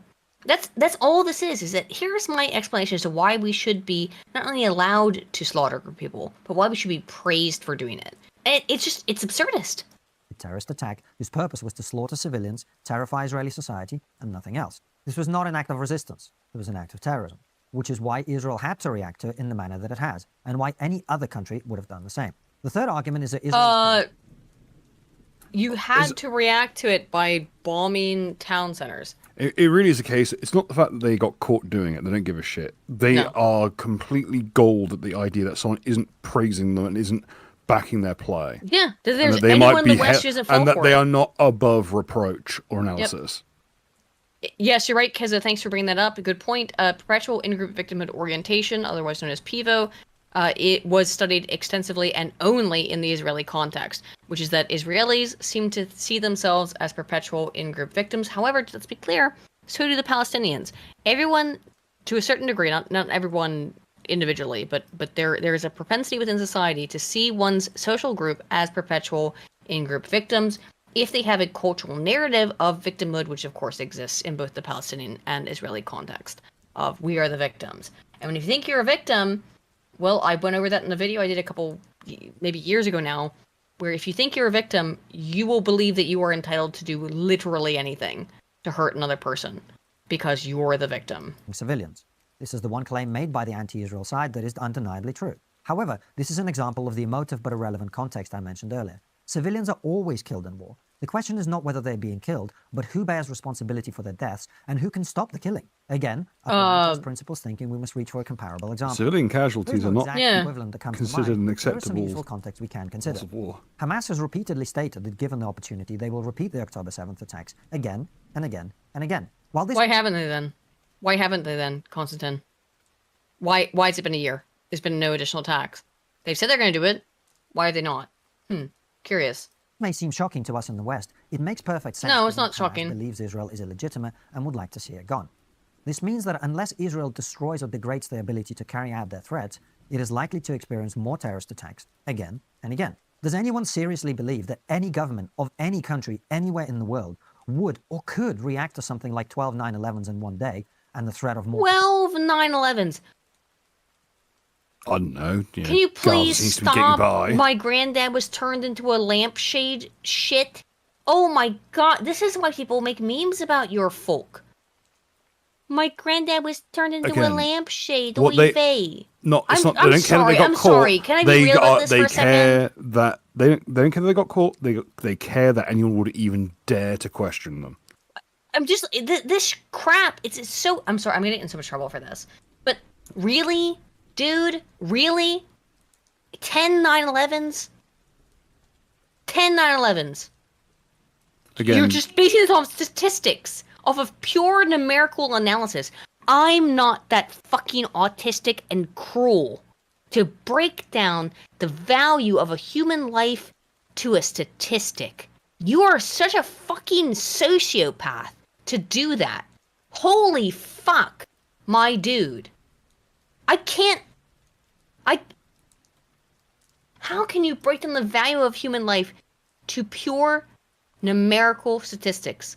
That, to me, as a statistician, is incomprehensible. And Constantine, I think you're a bastard for doing it. follow as many times as possible. let them anything take other the than mask all-out off. war. And who can end the killing? Well, theoretically, Israel could, of course, but for the reason we just discussed, they can't, won't, and shouldn't. That leaves Hamas, who could have returned the hostages and surrendered the people who took them. What is more, they could hide their civilians in the vast network of tunnels they've built to reduce casualties. Okay. Instead, they refuse to build bomb shelters and do everything they can to maximize civilian casualties. That's not my opinion. It's Why did they build bomb shelters, Constantine? Because you keep bombing them? Weird. Something Hamas are themselves proud of. A senior spokesman for the group, Sami Weird. al-Zuhri, gave an interview on Palestinian station Al-Aqsa TV the last time this conflict flared up. The policy of people... I mean, I don't know, Bill, if Guernsey here was being constantly bombarded with missiles, do you think you might want to build a tunnel? It's not like the British did that during... Oh, wait. Oh, Constantine. Also, more importantly, the second that you move these civilians to these bunkers, they will be immediately reclassified as armed personnel. Here's what I want to point out. Because you can't tell that on a scan. Here's what I want to point out to really embarrass Constantine. Constantine, who pretends to be a Brit. What did the British do when the British were being bombarded constantly by Axis air raids? Did they not build underground tunnels and places to go hide out in? Wow. To this day. It says Constantine isn't complaining about this as pretending to be a British man. You make me so fucking ill, Constantine. Confronting Israeli warplanes with their bare chests in order to protect their homes has proven effective against the occupation, he said. We in Hamas call upon our people to adopt this policy in order to protect Palestinian homes. So yes, the deaths of civilians are tragic, and in a modern world where you can fill... Yeah, you look like you really care. Now, I get some of this. I've been critiqued for not caring enough in videos. Does he look like he cares at all, though? I think he looks like he's happy about it. Yeah, civilians died, whatever. I'm not saying that definitively, but you could have some level of emotion on this.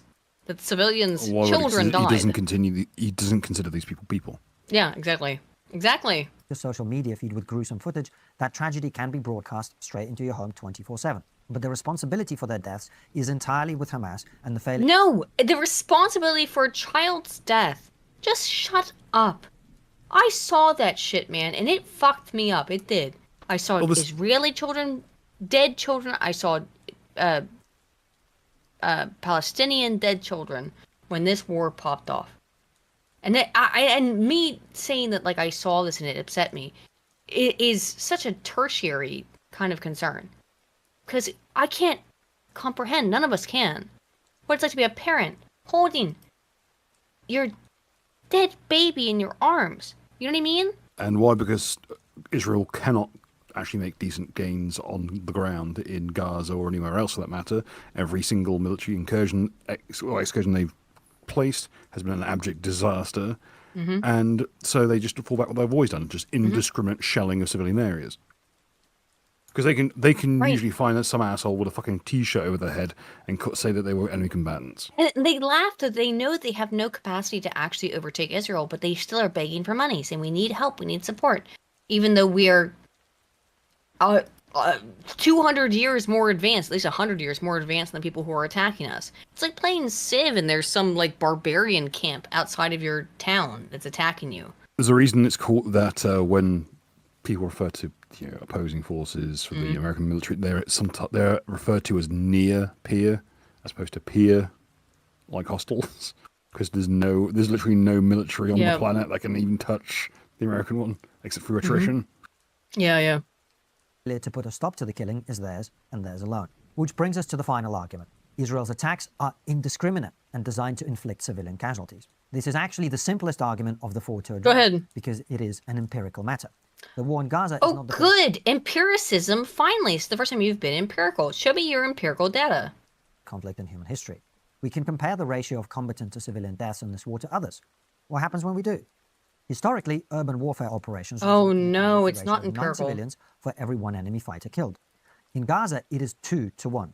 In other words, despite the deliberate attempts by Hamas to increase the number of civilian casualties, Israel has been extraordinarily successful in reducing them. This doesn't mean that there won't be incidents in which innocent Palestinians are killed, and, as in any war, there will likely be war crimes committed by both sides.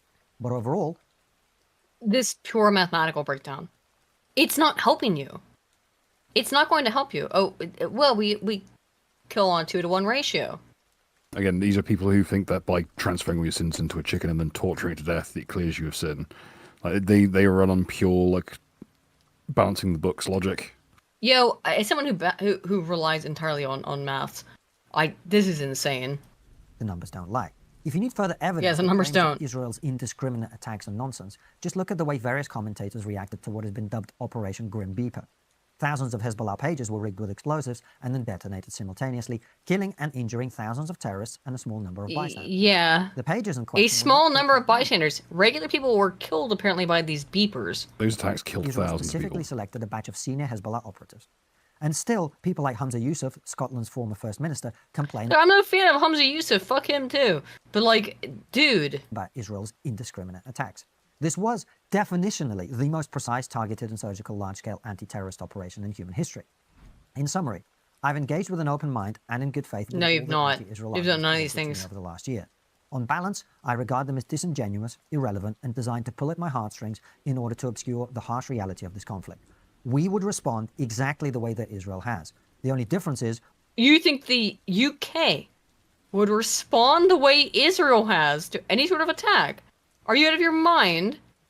If Palestine launched a nuke at the UK, you would be out there tomorrow saying, actually, here's why it's a good thing. Because you are a faux center-right loser. We would do so with the support of every member of the international community. Yeah, I'm while sure you Israel would. Has to fight not only the terrorists who want to wipe them off the map, but Western apologists for those terrorists as well. Oh, Israel has no support from the West, guys. Israel is completely all alone. Israel has no support. All the support's for Palestine. Are you out of your mind? If you enjoy these videos, you should know No, that I they're available don't. on my Substack. I really don't. But I am Physiognomy enjoying is making fun of important, it. boys and girls, and if you see someone who looks like this dickhead, you want to run screaming. So, Harry Robinson, who was on with Scrump earlier, had some things to say about, I'm leaning into it, about Konstantin Kisin.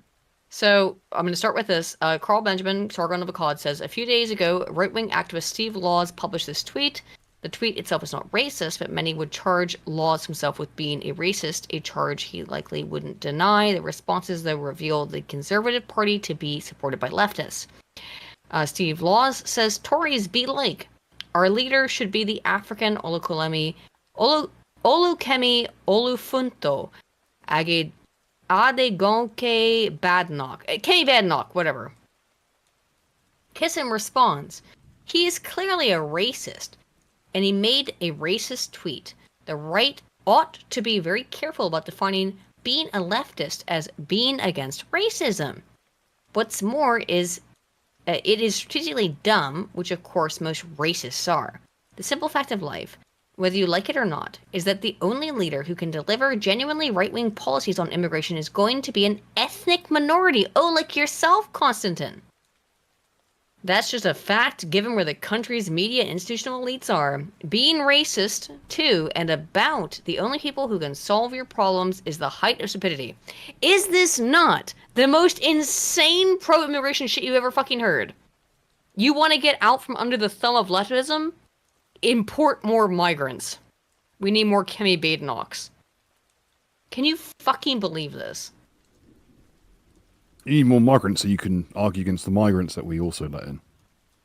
Well, Harry from the Lotus Eaters, Harry Robinson, did not appreciate that tweet because it's insane. He says the right needs to continually kick out people who personally offended milquetoast centrists until eventually we win somehow. This has never backfired before. Bro, please, Kisin is on side, I swear. Bro, he had to tell the grooming victim not to organize collectively, I swear. When you think about October 7th, it really was 9/11. Please listen to me. Bro, seriously, I know he constantly countersignals us, but he's on the side. Believe me. Konstantin Kisin responds, my god, how someone as intelligent as Carl employs someone who can't read, think, or take part in an intellectual conversation is beyond me. I look forward to the day you are inevitably fired for being retarded. By the way, guys, again, Harry Robinson, It sounds like something that would be shrieked at someone down a fucking street outside of a fucking kebab shop. He's trying to get Harry fired. for telling the fucking truth. This milquetoast centrist just import more what Constantine said. No such thing as a milquetoast centrist. English There's people always can't fucking rule themselves. Did you not control hear what he opposition. said? He said English people cannot rule themselves. You must import migrants. We can rule better than you. Again, Constantine is a fucking waste of space and time. Mm-hmm. Spoon. Yes. Spoon, wake up. We got shit I'm to do. right here. You've fallen asleep. I'm right Harry's here. in trouble. He isn't. No, not really. No, Harry's fine. However, very, very funnily, he says, whenever you engage with the actual right, all you do is throw smears like calling us woke and try to silence us, this woke right James Lindsay thing. James Lindsay thing. You are not my ally. I will not hold myself to your standards. I look forward to the day everyone recognizes you for the charlatan you are. Based. Let's fucking go, Based Harry. A Shade Master, who often is watching, but he's not because he's busy tonight, had also his take, which I wanted to bring up. He says, disavow, a friend who tells his friend with whom they ought to be friends is no friend. Hey, Dev, that sounds familiar. Carl knows who Harry is and what Harry stands for, as he knows Constantine. He is an unforgivable insult and indignity for Constantine to insist or suggest that Carl is incapable of managing his own workforce and friendships. To my knowledge, Harry has not made any similar demands of Carl, nor should he. Between friends and work fellows, such things are beneath them. Such blatant disrespect warrants public remediation on the part of Kissin for this ugly marring of someone we are to believe he values either as a friend or an equal. Yes. So, crazy black woman. Sorry, bit of a culture shock. Actually, let me read these super chats before we get into crazy black woman. Thank you guys so much for supporting us. Where was I? Here we go. Yes. Wait. Okay. Dreadnought for 5 says, you guys can stop worrying about Ace's logo. It's an aircraft roundel identification sign for the Serbian Republic. I figured it was something like that, but my point wasn't in reality. It was like Dev's an idiot. And be like, it's a Nazi symbol. Vinny the D for 5 says, if you go by his channel name and the symbol, it's more likely American or British airplane markings. Yeah, again, it wasn't about reality. Yeah. It was about Dev being like, this is a Nazi thing. I swear it's a Nazi thing. You know he would do that. He probably will. He won't listen to this because he doesn't listen to any kind of criticism of him whatsoever, which is very funny. That's why we make fun of him here because trust me, guys. Hey, chat, make as much fun of Dev as you would like. Because the reality is, he will not read it. Maybe it's a good or bad. He will not read it because he does watch everything about him, but he gets freaked out and scared. So tell him what you really think. Slosher for 10 Canadian says Bill Maher and these 2 containment figs will keep tearing down Chesterton's load-bearing wall until all Western civilization crumbles down on all of us. And be surprised when we turn to the third world. We are headed towards that reality very rapidly, Slosher, unfortunately. And for another 20, he says, Kissin. Remember, kids, it's wrong to identify with your own when grape gangs single them out, but not when you support a war for the Saturday people. Oh yes, very different then. Of course. Porch for 5 says international solidarity is one of the biggest things that the Semitic community is known for. I call absolute BS on Constantine. I know, right? Galactic Emperor Schlurm for 5 says, if Outremer had as... Is that right, Bill? Is that a RPG term I don't know? Outremer? Hang on, where is it? I don't know this. If Outremer had as much Western money... I don't know this. Actually, I don't know. This must be a historical figure. I don't know this person. I'm sorry. If Outremer had as much Western money poured into it as some of these other nations... ... Well, Galactic Emperor Schlurm, you have given me, I think, a historical reference I am not privy to. Sorry about that. A Binary Eclipse has been a member for 8 months, says the behavior of the toucans is what results in people not liking them. The Outremer was the one part of the Catholic Levant. Oh, okay. Crusader states. Oh, okay. Yeah, I'm not familiar with the name. Lance, Yeah, I've heard it referred to as the Crusader States. Actually, this is my first time encountering the term outrunner to refer to it. Lance, who's been a member for 17 months, says, soul. my question in regards to the 10/7 attacks is how is it that Israel can have a border, they can hear a mosquito farting from 10 miles away, yet they just happen to miss the Hamas paraglider strike force? I know, bizarre. Outramar. It's a place. Beyond the sea, the Holy Land. Okay. Oh. Yeah, it's the Crusader States. Oh, Outramar. Slosher for 5 Canadian says, I've seen corporate PowerPoint presentations with more emotion than Kissen is showing over dead Palestinian kids. I know, it's unbelievable. And then Joe Machen for 2 years, says, Constantine got them juicy Metziza Pibas lips. I think I pronounced that correctly. Anywho, thank you guys.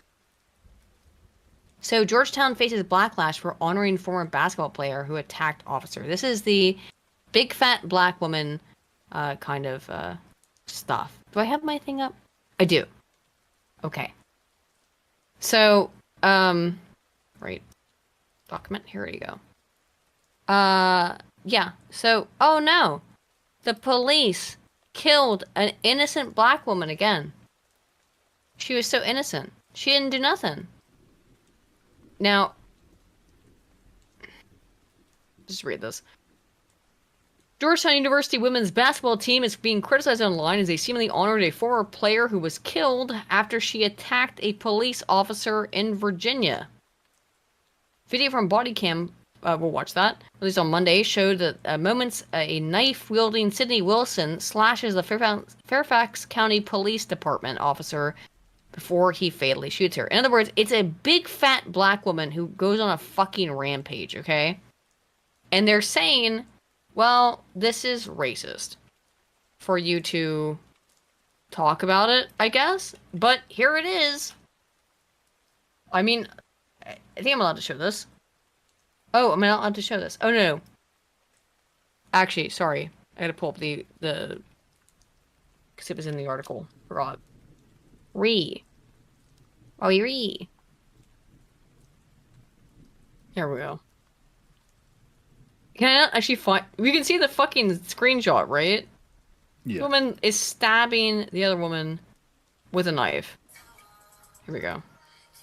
How are you? Oh, Jesus Christ. Back up! No! Oh, yeah! Back up, back up. Oh, yeah! Oh, yeah! Hey, man. I got nothing to do. Please back up. Oh, yeah! Back up! Oh, back up! Okay, I can't show the person being killed, but you can see what's happening. They broke in and tried to stab the person with a knife, okay? We get the idea. However... I think that basketball team needs to calm down the testosterone. There's a fucking Barry White baritone on that bitch. The response has been, it's a black woman, she didn't do nothing. This was racism and abuse. He had a gun and she didn't. She was clearly having a psychotic episode. People having psychotic episodes do not deserve to be murdered. Yeah, they do when they come at you with a knife. And she had an opportunity communicated. to stay away from the fucking officer. Mhm. And the officer was carved up pretty bad. He was bleeding from the head. Yep, Sydney Wilson attacked Officer Peter Liu, stabbed him with a knife multiple times, including in the face, before he fired in And self-defense. he was screaming at her to back off, even after he got cut. But she didn't do nothing. She didn't do muffin, okay? Alright, guys, the rest of the stream, we're over. We got just some shit to watch. We can watch whatever we like. I got some things. Spoon. Hold on. Pulling this back up.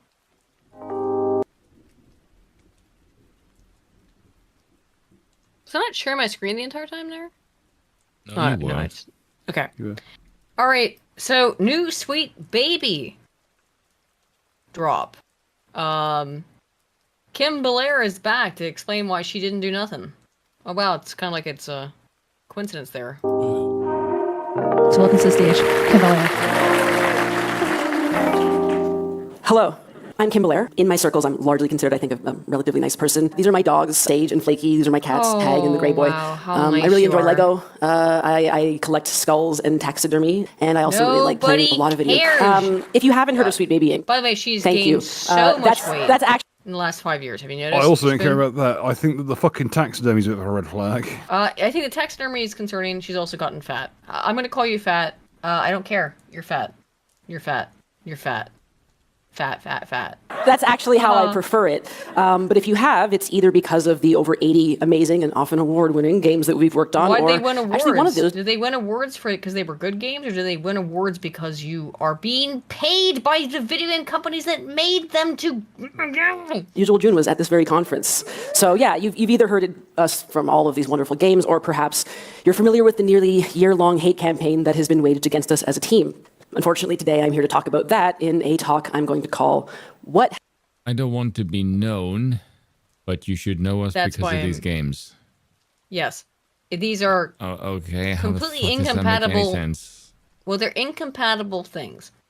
I want to be hired and paid money for being known for making woke games, but I don't want the public to know about it. That's what she means. Let's Yes. translate it.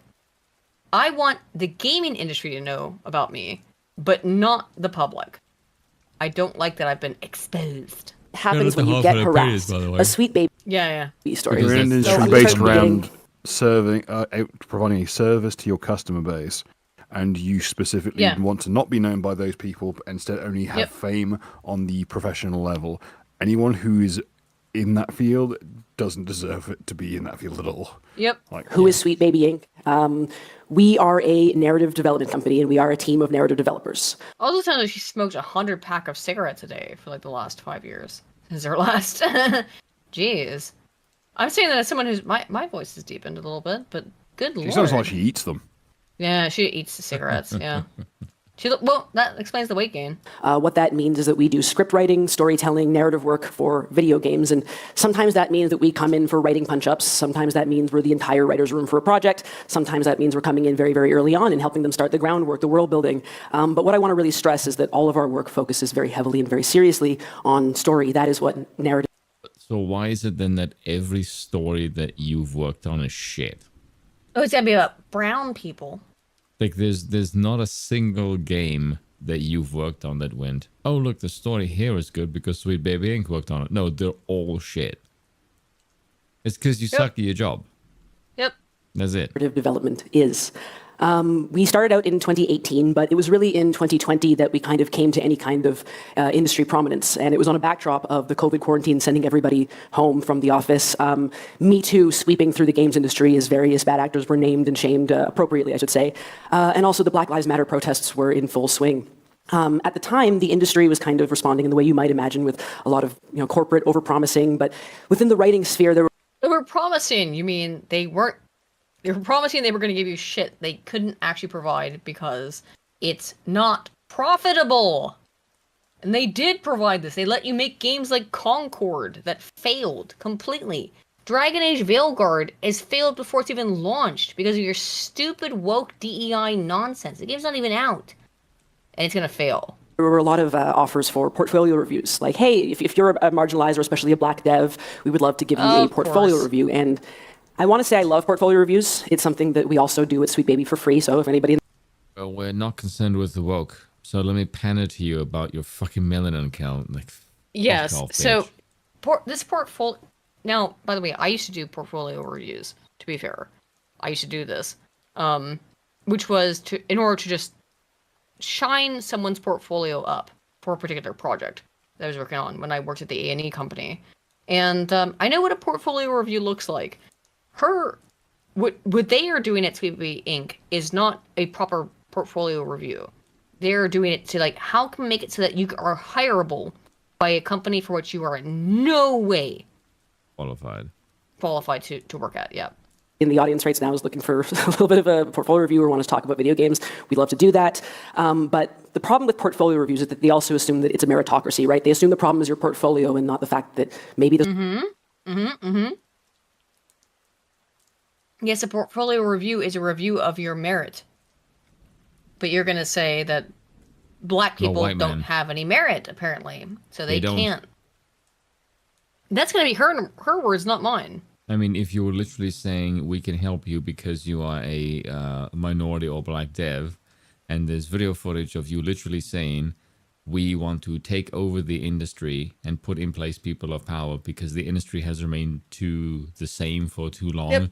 You What are she said. literally saying you want to displace the predominantly European male with your own freaking group of people Yep. because you Yep. are a psychopathic, power-hungry Racist. because you hate white people. Do you know why Yep. you hate white people? Because you can't be white. There's Yep. two reasons why someone of your melanin count and your gender doesn't like white guys. Because Well, here's you the thing. can't She's pull half one. white. She's half white. She and can't fuck a competent white guy. Obviously, is very. Let's be honest. Tell me if I'm wrong. I think she's the way she is because she hates that she's not white. She That's what I'm saying. resents her own parents for the fact that she's not white. That she has only one white parent. Every mixed white person that I know hates the fact that they come Isn't from... it weird? Yeah. Yes. That they get resentful towards the white parent of like, why did you create me?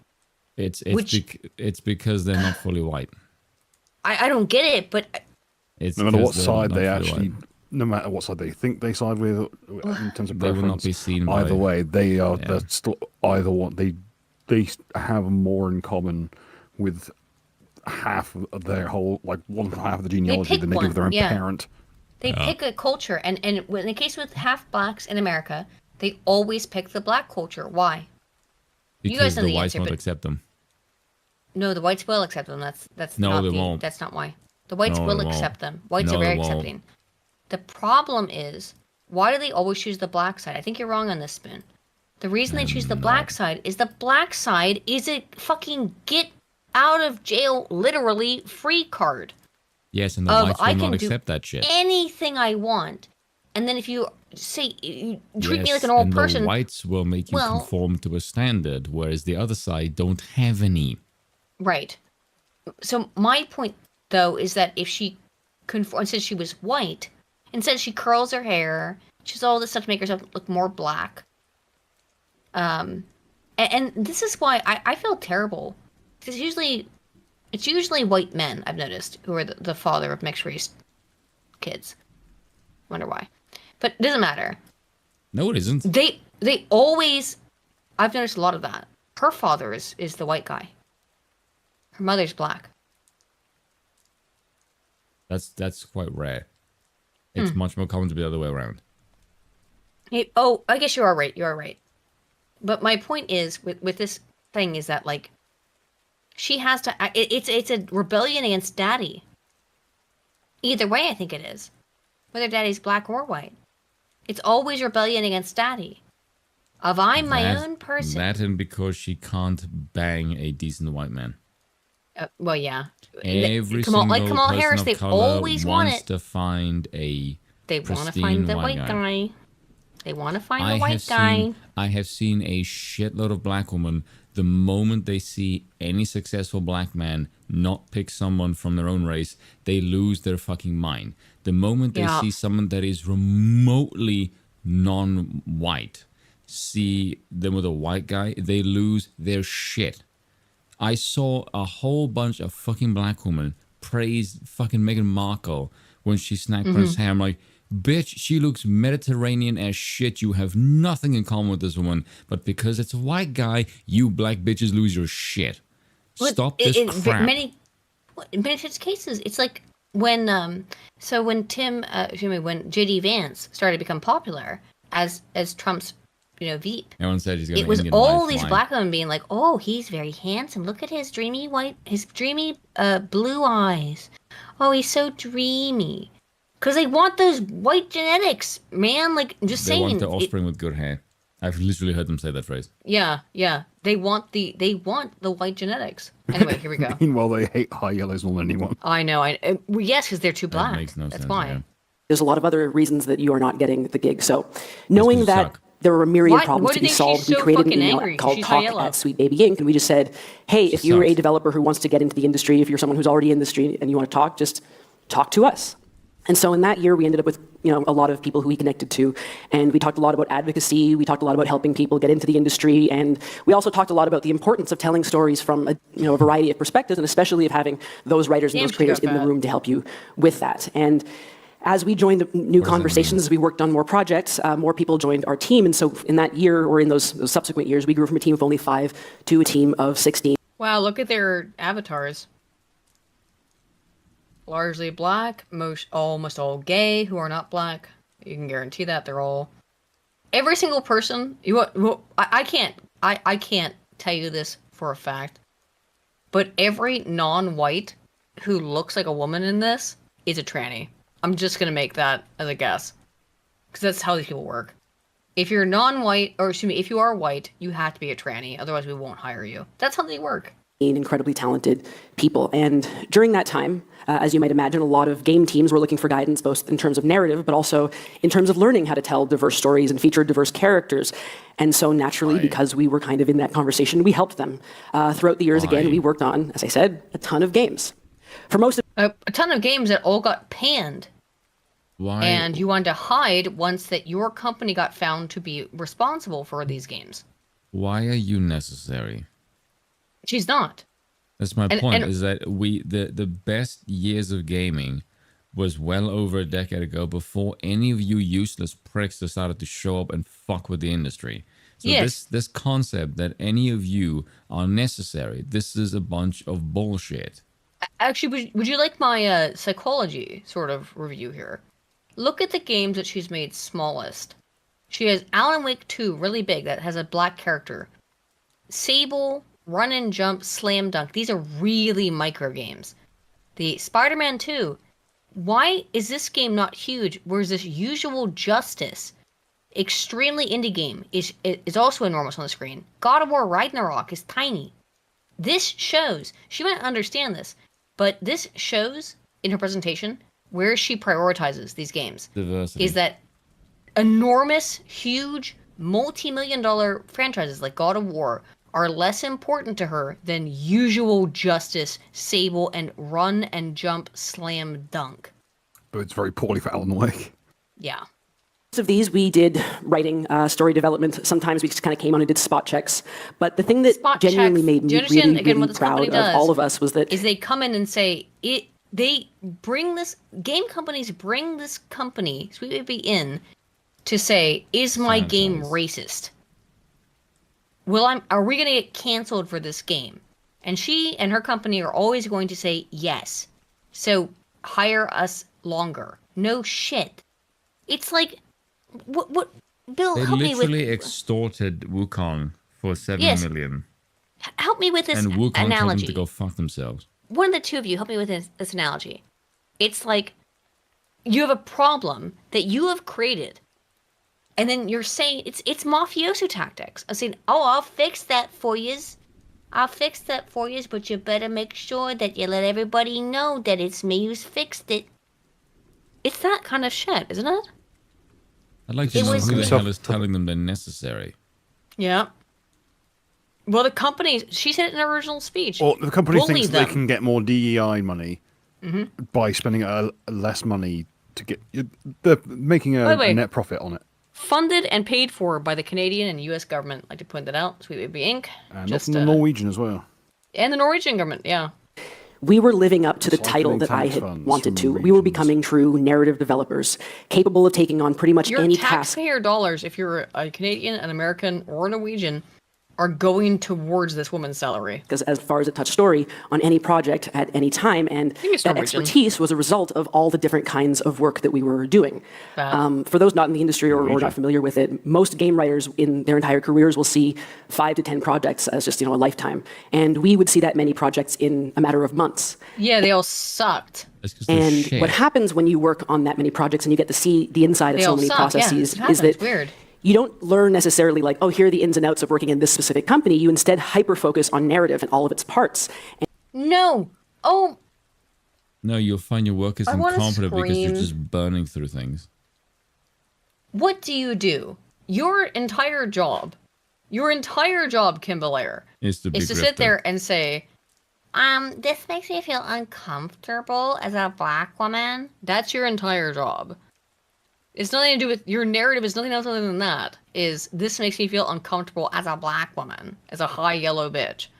Get out. And you get really good at it. You get really. Get the fuck out. All my avatars are black. I don't are way darker than you. They're dark as fucking sin. You'd never make a character as dark as I make all of mine. You fucking faux pretend cunt. That's not specific at it. Yeah, so that might be the dumbest thing you said. Yeah. Is it dumb? It's true though. Yes, it is. It is dumb. Yeah. How's it dumb? Whatever, I'm right. And you become craftspeople. And funnily enough, as far as this company is concerned, that was actually my end game.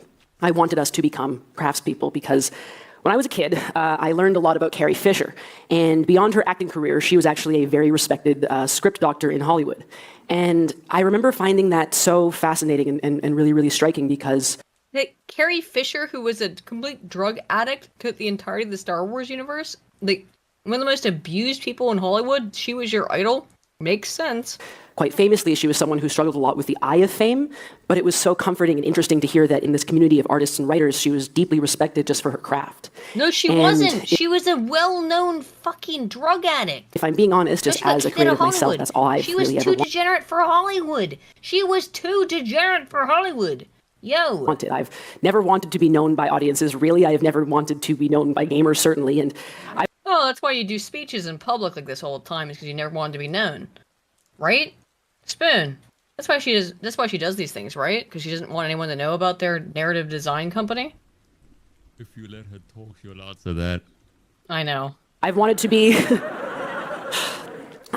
known by game devs and writers especially. I want teams and studios and writers and creatives to think of us when they need a hand. Don't pre-watch things. Basically, I have a giant ego and I seek validation. Yes. That is all that means. Yes. She does not give a shit about the little people. She does not care to be known by the consumers for actually doing a good job. She wants industry insiders to kiss her fucking colored ass and think it's the shit. That's it. Yep. 100%. She wants to be validated by the elite because she is an arrogant, pompous bitch. Mm-hmm. When they want that more support. I want to be a game dev, and that's where I... What does that mean? Again, I seek validation. Please validate me. That's all I want to that means. I want to be a game dev. I can't produce things myself, so instead I force myself onto people as a consultant. Yes. In a case consultancy. And then I can parasitize off other people's game dev skills when I can't produce anything of my own. Mm-hmm. You wear small hats by any chance? Exactly, though. It would be, but that is not what happened. Because in October of 2023, we had about 70 games under our belt at the time, but 70. That's how many games you've ruined. Now, here's what I'd like to point out. If you go to the Sweet Baby Inc. website now, you will not see a single game listed on the games that they've worked on. Yep. When the Sweet Baby Inc. controversy broke out about a year ago, you could find all the games they worked on. They displayed them publicly and proudly. And yes, now they have hidden all of the games that they've worked on. And in fact, you can't even find basically anything about what games they've worked on publicly very easily. Their client list is gone. How curious. We used to work on diversity and inclusivity. Those things are gone from the website as well. Yep, all that's gone. But how curious. This is just from, guys, this is from like 10 days ago. They've not stopped. This is what putting the woke away looks like. Just to be clear, this is what putting the woke away looks like. It means they're going to take it out of the public eye a little bit. They're still going to talk about it in their conferences and at their conventions and at their festivals. They're going to keep doing the same thing, but they're going to kind of try to make it less overt. They're going to boil the frog a little bit more slowly. You're still going to boil the frog, and you are the frog. Two very, very big ones were about to drop within a week of each other. So on October 23rd, there was Spider-Man 2, and then on October 27th, there was Alan Wake 2, both big AAA games, and we had worked on narrative and character for both of them with literally years of work on Spider-Man 2, and we would finally get to announce Spider-Man 2. We were very excited. Where you have an entire mission series where you interact with a deaf girl by spray painting stuff on the side of a wall. There's an entire subplot in Spider-Man 2 where you do graffiti. In retrospect, we were actually like comically excited because we had a couple thousand followers at the time, mostly game devs, and we were like, okay, it's time to stand up and be proud of our work. Wow, this is gonna be really nice. And I remember even thinking that morning as we made these posts, like, I wonder if anyone's gonna notice that like we posted about Spider-Man, we're also posting about Alan Wake. Like, will anyone put it together? Yeah, no shit. You're in the middle of a controversy and you post about how you've worked on 2 games at the same time that you then proudly displayed on your website. People connected the dots. This just shows you how dumb they think we are. I hope no one connects the dots. Like, will anyone put it together? Because I think our way of working at Sweet Baby, the kind of like teamwork that we do on so many different games, is really, really unique. I think it's really cool. I think people will be excited about it and about our craft. So I decided to do a cheeky Google and see like, hey, can anyone put that together? The Google went bad. I shouldn't have done it because rather than any praise or Yeah, you didn't get the kudos and the pats on the back that you wanted. People instead looked into your company. I want to know what the hell was the point of this. Nothing. Because if you say you don't want consumers to know who the hell you are, and you want to be known by game devs, why the hell are you Googling this? Yep. Because she's a narcissist. What is the metric? She's a narcissist. What is the metric that you are looking for here online if your main validation comes from game devs? That doesn't make any fucking sense. Yep. She's a narcissist. That's why Spoon. At least my hypothesis. And tells me she actually wants to be known by consumers for doing good work, and this is just a coping mechanism. No, she doesn't want to be known. She doesn't want to be known for doing good work. She just wants to be known. Narcissists validated. Narcissists often don't mind if the attention is negative. They just want attention, and she just wants attention. I believe. I believe she is a classical narcissist. Or people going, "Wow, how did you do it?" Or just, "Hey, a narrative development company. What does that mean? I'm really interested." We were instead found by kind of 4chan and the worst people on Twitter. 4chan. And looking back, there was a fun. I like the way Harmful pointed out on the left that it says, which represents sexual preference for children. That's your symbol, by the way. Yes, it is. So let's be clear. Creepy. So, okay. I don't know how true this is, because I don't think you can really delineate a swirl pattern as being a pedophilic symbol. However, it is similar to the apparent symbol that pedophiles use to identify each other. And I don't know that to be the case. But how could you not expect people to do that? No, let's ask Jeff Holiday about his tattoo. Yeah, Jeff Holiday has the triangle tattoo, I think. The boy love thing. He's got that tattooed on his arm. You could ask him about that. I don't know. I'm sure he'd say it was just a coincidence. Funny element to it where I go, like, people were kind of talking like, I've discovered a secret Canadian company. Like, these are the guys who did it. And the discovery that they had made was actually, like, our public-facing website. That no longer looks like that. No, she doesn't cite me. But I made a 2-hour-long video about this before. I'm working on my new video that is a response to this. Which will be another 2 hours. Harmful Opinions gives a shout out on here. I don't. Yeah, that's which is all right. really funny. That we advertise our services on, and which you can go to right now if you'd like. Why didn't you want to scroll down? Oh, you didn't want to. Oh, weird how you didn't want to scroll down through that website. Weird how you want to show a screenshot. It's okay to be envious of his attention. It's funny. And not want to actually show what your website was, which was a weird, creepy baby face that constantly looked at where your icon was pointed at on the screen. Oh yeah, I remember and that. And then when you scrolled down, it showed all the games you worked on, and you've removed all of that. Oh, look, it's just an innocent website. Okay, well, it's not what the website was a year ago, bitch. And we all have evidence of it, so keep lying. Like to collaborate with us or just learn more. It's not hidden, and if it is, it's very bad because it's at sweetbabyinc.com. But literally within a few hours of me seeing that first post, we were not only being accused of, forcing a black person into Alan Wake, which you did. One is cool, but we didn't do, and also, excuse me, is cool, but we didn't do. Yes, we would have liked to have done that, but we didn't do it. I remember in the one that she did in 2019. Yeah. She admitted that she was working with an all-white group. Yes. And they said, we want to make a character to make him like stereotypically French, like with a beret and all this kind of stuff. And she said, if you need to do that, can we at least make them a person of color? Mm-hmm. Because France is obviously very much known for people of color. Well, now they are. But, again, this is what she's saying. All she cares about is race. Yes. And this is why it does make me kind of sad. Because you notice this with mixed race people, because again, she is a mixed race person, is that they always pick the one side. And they always pick the side that gives them the most clout. Well, the side she's chosen is, I am choosing the victim side of my black identity, despite the fact that I'm only half black. And I am not white at all. I'm totally black. I'm 100% black. Blackity, black. Like, that's sincerely how she thinks about things. Is that this is the identity you need to pay attention to me for. Real-ass black people will not accept her, by the way, as black. Same reason they don't accept Kamala Harris as black. You're high yellow. You're half white. Also of putting pride flags into Spider-Man's New York, which, again, so good. Love to see them, but That wasn't the issue. That wasn't the issue with Spider-Man. You know what the issue was? With the flags. Do you know about this, Spoon? I vaguely recall. It was the Israel-Palestine flags. Oh, there's the Ukraine ones as well, I think. Maybe the Ukraine one, yeah, as well. Is that... can't put up that flag. That might offend somebody. I think it was mostly the Palestine flag. I think it was the Ukraine ones and the fact that it was like an American flags. Yeah. In other words, they got mad about the flags.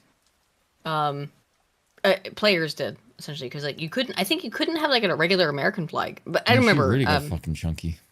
She did get told you. We were not responsible for them, but suddenly we were being told that we were, funded by BlackRock and that actually we weren't a narrative development company. We were listen, bitch. I went through your entire funding history. You were funded by BlackRock. Come on, don't fuck around with this. I went over it in my video. You can go watch it. You are funded by BlackRock. You are funded by the U.S., Canadian, and several European governments. Don't fuck around with this. But if you say this and don't actually specify that that's not the case, that which would be a lie. People will just assume that you mean that. Yeah. Well, debunk me, bitch. Then they usually won't look it up. Correct. I've looked into this. Your company is funded by a ton of international governments, mostly the U.S. and Canada, but also like a bunch of, it's like a Swedish company or something also funds you. The Swedish government, excuse me. A bunch of company and governments fund you. Bruh, that's why people are angry. Because they don't want this shit, and you're being like, oh, you don't like it? You're just a little picky baby. DEI company, some kind of vaguely defined like censor, and that we were here to use all of the power we had amassed to force companies to go woke. And obviously that's a very baffling understanding of what work for hire is. I'm not sure how you said in your they first imagine we did it or how the... You said in your first speech that if they don't listen to you, go into their conference room and scare the ever-living fuck out of them about what will happen if they don't adopt your policy plans. You said this in your first speech. Sorry, but you really can't walk that one back. But it kind of didn't matter because it just kept evolving and spinning out of control, and suddenly the conspiracy was just alive. They were finding photos of us, sometimes our families or our contractors. They were doxing me and other members of the team. How are they doxing you? You're a public figure. How are they doxing you? Yo, when I was doxed, it was an actual dox. It's like my whole house address and stuff. Like, they dox you? Don't think so. Calling these attacks out as doxing, was accused of doxing themselves or lashing out. That's me. I'm the CEO. I have issues. And by the way, like, but yeah. Do any of these YouTube videos? By the way, we can see our boy Harmful Opinions has his thumbnail prominently displayed in color here. One of the only ones. Did Harmful Opinions post your fucking house address? No. He just told. Yeah, this one on. Yes, he tore you to shreds, so you're crying about it because you're a fucking weak baby, funnily enough. For weeks and then months. At its peak, which was somewhere around like February, March of this year, we were getting something like 300 emails a day, which admittedly some of those are going to be spam or bots or whatever it is, but they were often accompanied by death threats, threats to our family. Well, to be fair, I did email them also for comment when this happened. I emailed them for comment. Did they reply? No. Of course not. I'm sure they thought it was a death threat. I'm sure that what she's saying right now was a death threat. Me saying, hello, request for comment. I am a social scientist. I am doing a video on the things that have been happening regarding Sweet Baby Inc. would you like to provide any kind of comment or context towards it? No response. So that I'm sure that she just considers that a death threat. Just my guess, though. We did have one bomb threat made to the police that Sure they you contacted did. us about, and That was me, probably. Please, would you provide context? I'm sure that was the bomb threat. Yeah. At best, the nicest thing you would see in some of these spaces was that we were a punchline. But any defenders were really, really shouted down quite quickly. And in other words, if you don't defend us with no critical thought, then you are evil. Thanks. And this movement couldn't dig up like another reason to attack us. They would just kind of move on to other groups who they perceived to be like us, all while doing the work of erasing all of those people's and our actual jobs and interest and papering over it with kind of that rallying cry of far right supremacy, DEI. And does anyone remember that far right supremacy? You stupid assholes and people in your company went after Cabrutus for making a Steam curator that did the exact same friggin' thing. Yep. Right, so as far as I'm concerned right now, like Harmful said in his video, this is just fucking karmic payback. You tried to cancel one dude because of his games. Like, you were so proud of your games. Creating a curator list. You said that, look, it was really weird that that the information is public. But the second that someone takes that public information that is on your website and tells people what games you've worked on, your staff lost their shit. Why? Yep, and it was worth... They tried to get that guy... Cancelled, yes. Not just canceled. You tried to make him lose all of his Steam account and his games. Yes, and then all of a sudden the exact same thing happens to you, and then you cry victim. Fuck off. Yes.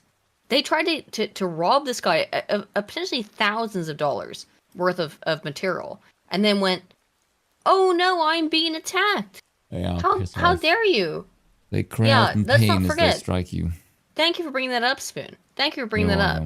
Remember, these people tried to get a guy who had to lose his Steam account because he just pointed out what games these motherfuckers had worked on. I thought you were proud of it. You're not. Clearly, you're trying to do this in the shadows. As ridiculous and stupid as it all was, I actually was not prepared for the escalation of it when noted buffoon and Twitter CEO Elon Musk decided that he would chime in with his noted buffoon, the owner of Twitter. And the truest man on earth. Don't insult my countrymen, you absolute noted whore. Buffoon. Cool thoughts. Yeah. Some very cool. Do you hear she paused for effect there? Did you hear that? He's one of the richest men in the world, by the way. I don't know how he's a noted buffoon. He is the richest man in the world. But did you hear how she paused for effect there, hoping for a laugh, and didn't get it? Because it's not funny. It's not funny. What I always find interesting about when I give speeches in public, I'm not very good at it. I'm not good at extemporaneous speaking. But what I always find interesting is that people will often laugh at things that I don't expect them to laugh at. And they realize, oh, that was kind of funny. And then we can have a bit of a laugh together. But she's laughing at her own joke, even though the audience did not laugh at all over that one. She wanted it so bad and couldn't get it. Get fucked, you fat bitch. It's in there. Lots to think about. So this was hard the whole time. Not since the beginning, it wasn't great. Did you notice that also? We were receiving countless emails. The only people who laughed at her being like, haha, please laugh, which is a reciprocal communication thing, were men, because they're like, oh, we should laugh. Did you hear that? It was a very low-pitched laugh. That was because it was men being like, woman, ha ha ha. No one thinks you're funny, bitch. All this constant hate. It was targeted enough to feel disconcerting, even when it was kind of silly, and it was also kind of drowning out the support. But when Elon chimed in, it really made me realize the scale of it, because the richest man in the world was suddenly turning like the Eye of Sauron onto 16 people trying to make a pretty modest living in the industry that they love, and he was arguing for our collapse. And you make hundreds. You are given hundreds of millions of dollars. And you're funded by states. If you are funded by multiple states around the world, you're not some tiny company. Fuck off. You are worse than Dole scum. You are literally given hundreds of millions of dollars from multiple state governments to make propaganda, and you're crying because Elon Musk pointed it out, what everyone already knew? this meant that, it was when this happened and when it got bigger than this, you can tell I got it early. Yeah, she's crying. As a screenshot. But it made us realize that this was huge. We were being attacked in a massive and coordinated campaign of harassment. And what is harassment versus what is criticism? Oh, all criticism is harassment to her, of course. That sucks. But it does get me closer to the question of what happens when you get harassed. So first of all, what happens when you get criticized for making shit work? Oh, I don't know. I'll cry victim. As a spoiler, like what happens when you get harassed is it sucks. I can't recommend it. If I had to rate the experience, like 1.5 stars probably.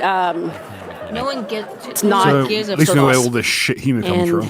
We didn't just lose our voice as a collective. We lost our voices individually because people on our team were either hounded off of social media or you weren't hounded. Bitch, you are literally in a fucking conference talking about it. You didn't lose your voice. Shut the fuck up. Yes, it was the fucking consequences of your actions. You said this shit. It got uncovered. This is the consequences of your actions, bish, and you're out here doing it again. They get attacked so consistently that it just becomes frustrating to use. It's not enjoyable to hop on anywhere and get that wave of hate. So within Sweet Baby, beyond what we do for work, there are authors, there are comic book creators. There are. What kind of work do you do? I don't know, they hide it well. Oh, you just tell people that their games are racist. Okay. TTRPG creators, game designers, people who have other work that they... By the way, just to be clear, that is what this company's entire job is to go to game companies and say, your game is racist. That's it. Your game is ableist. Your game is sexist. Doesn't include stupid shit. That's their entire paradigm. All that they exist for is to tell companies, doesn't matter how diverse the game is, by the way. This existence of this company is only so that they can tell you that no matter how diverse your game is, it's not diverse enough. That's the only reason they exist. And she's like, I don't know why people don't like us. Gee. They want to share with the world, that they should be allowed to share with the world. But just for existing within our company, just for working on the games that they do, they were attacked. Even contractors. By the way, I've watched all this woman's interviews. She's not like video games. She's been overt about that and open. She doesn't like video games. She doesn't play video games. She's never played video games. She is a activist who made a game development company despite the fact that she does not herself personally like or play video games. There you go. Here's the person telling you what you should and should not play. Who literally worked with us for a spot check, a week or a couple months. But there was really, really nothing we could do. And as silly as it is, and as little as I miss the current Twitter, as little as I regret leaving it, the loss of frivolity and, frankly, dumb bullshit is actually a little soupçon of dehumanization.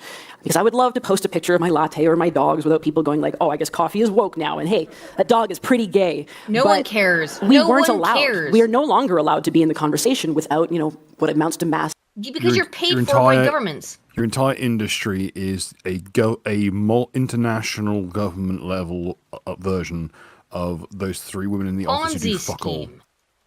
You are an international Ponzi scheme. It's I don't like that people can't forget that I'm a Ponzi scheme. No shit. But you're right, Bill. It's they're doing the dole scum at international shit. level. This is, as far as I'm concerned, this is just an international money embezzling scheme. It's like some dole scum fuck being like, look at mate, look at how he bought me. This is grant fraud. I've bought all this shit on my dole. Haha. These people are operating far above the dole scum in terms of scumminess, because that money could have looked at God knows what. Could be used for literally anything else other than just propping up a fake company. Yep. That's honestly what it is. It's just a fake company. It doesn't actually do work. It's just a massive tax and fucking benefits cheat. True. Let me go back to playing this. Targeting. Looking them up there. And don't get me wrong. People did defend us. Some very, very great folks, author writers, game devs, people who... I'm sure that Actman did. We'll get into that at some point. We have talked about Actman. I'm sure he did. I want this shit to be over with. Hey, Spoon, did Actman defend Sweet Baby? Spoon. Why does he always fall asleep? Guys, what am I supposed to do?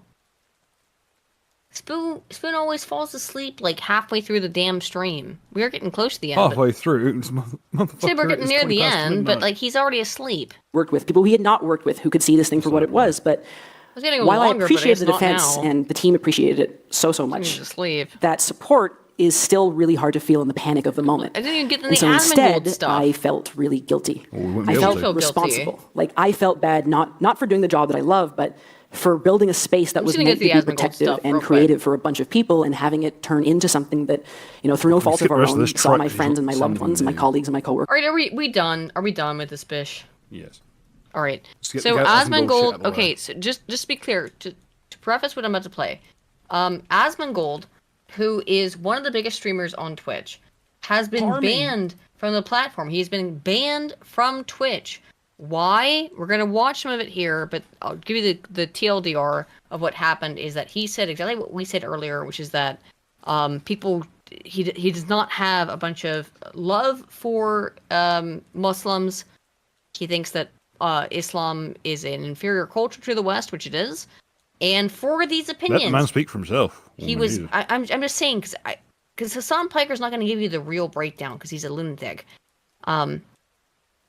Here's what happened is that he was banned from Twitch for these opinions, and Hassan Piker, who has previously glazed Asmongold, now that Asmon's gone and he has nothing to gain from it, he's gonna rant about Asmongold and talk shit about him because he no longer is useful to Hassan. Be clear about Hassan and all leftists. They are opportunists always. Here he is. Undocumented immigrants in the country is not going to save your life. It's not. It's not going to fix your life at all. It's not going to make it better. It's just a simple distraction that they're using. It's a vehicle for the Republican Party to focus and funnel your frustration. So undocumented immigrants in your country will have no negative impact. That's how Hassan starts out. Towards an acceptable, appropriate target because they don't want you to ever. Undocumented immigrants who literally have already broken the law to be in this country. Or any country, it doesn't matter, UK, US, whatever. They would never break other laws just because they broke the law to get in here. Of course not, Hassan. Think about the way the society is designed. They don't want you to think about who's actually causing you harm. Don't get mad at your boss. That's a capital owner. Think That's about a good it. guy. That's cool a if you could productive think force about in this literally society. anything, Hassan. You, on the other hand, should get mad at people who have less than you. And the more insecure you become, and the more scared. Hassan, you're a multimillionaire. How curious. Don't get mad at me. Get mad at everybody else who has more than you. This is classic in the literature. Leftist ideology. Do not get mad at me who has way more money than you. Get mad at some other person who's diffused. Get mad at them. Go steal their money. Kill them. And by the way, in Hassan's case, he doesn't mean kill. Let's be clear. Hassan wants you to kill people who have more money than you. As long as it's not him. Yeah? It's possible, and I feel like you are of your. You going to bed? I do not feel good at all. Okay, all right. You don't want to watch this song clip. How about we do it on Sunday? Anything. I just. Okay. Spoon is sick, friends. So we will head to bed a little bit early tonight, and we will see you all later. I didn't know Spoon was sick. All right, I could tell you weren't super up on it, but alrighty, we will Spoon. Let's do another stream on Sunday or something to catch up. Before we go, I will have to read the super chats though. So super chats that we got in the interim were Motocross Cooper for 5 says crazy black woman. You could just say black woman. Adding the crazy part is redundant. True. So on the Lich for 50 ARS says Kim, the woke extortionist, is so marginalized that she gets speaker positions on industry insider events. So oppressed, much bigotry. I know. Kim Belair. Chit Chat the Cat's been a member for. Oh, he just became a member. Thank you. Thank you so much, Chit Chat. A Motocross Cooper for $5 says, tell me the sweet baby bitch doesn't look like the human embodiment of this poo emoji standing on stage. I know. Chit Chat the Cat for 14 ZAR says, you can even have a deaf girl narrate the dialogue. That would be funny. It wouldn't help, though, I think. Any of you guys, Spoon's feeling a little bit sleepy. He's being sleepy. So we're going to head out for the evening, and we will see. We'll maybe do another stream because I got some stuff I want to talk about. We'll see. All right. Love y'all. Cheers and bye-bye. I love you, Sean. Spoon. He's too sleepy. All right. Good night, everybody. Bye. Good night. All right. We're done. He is killed.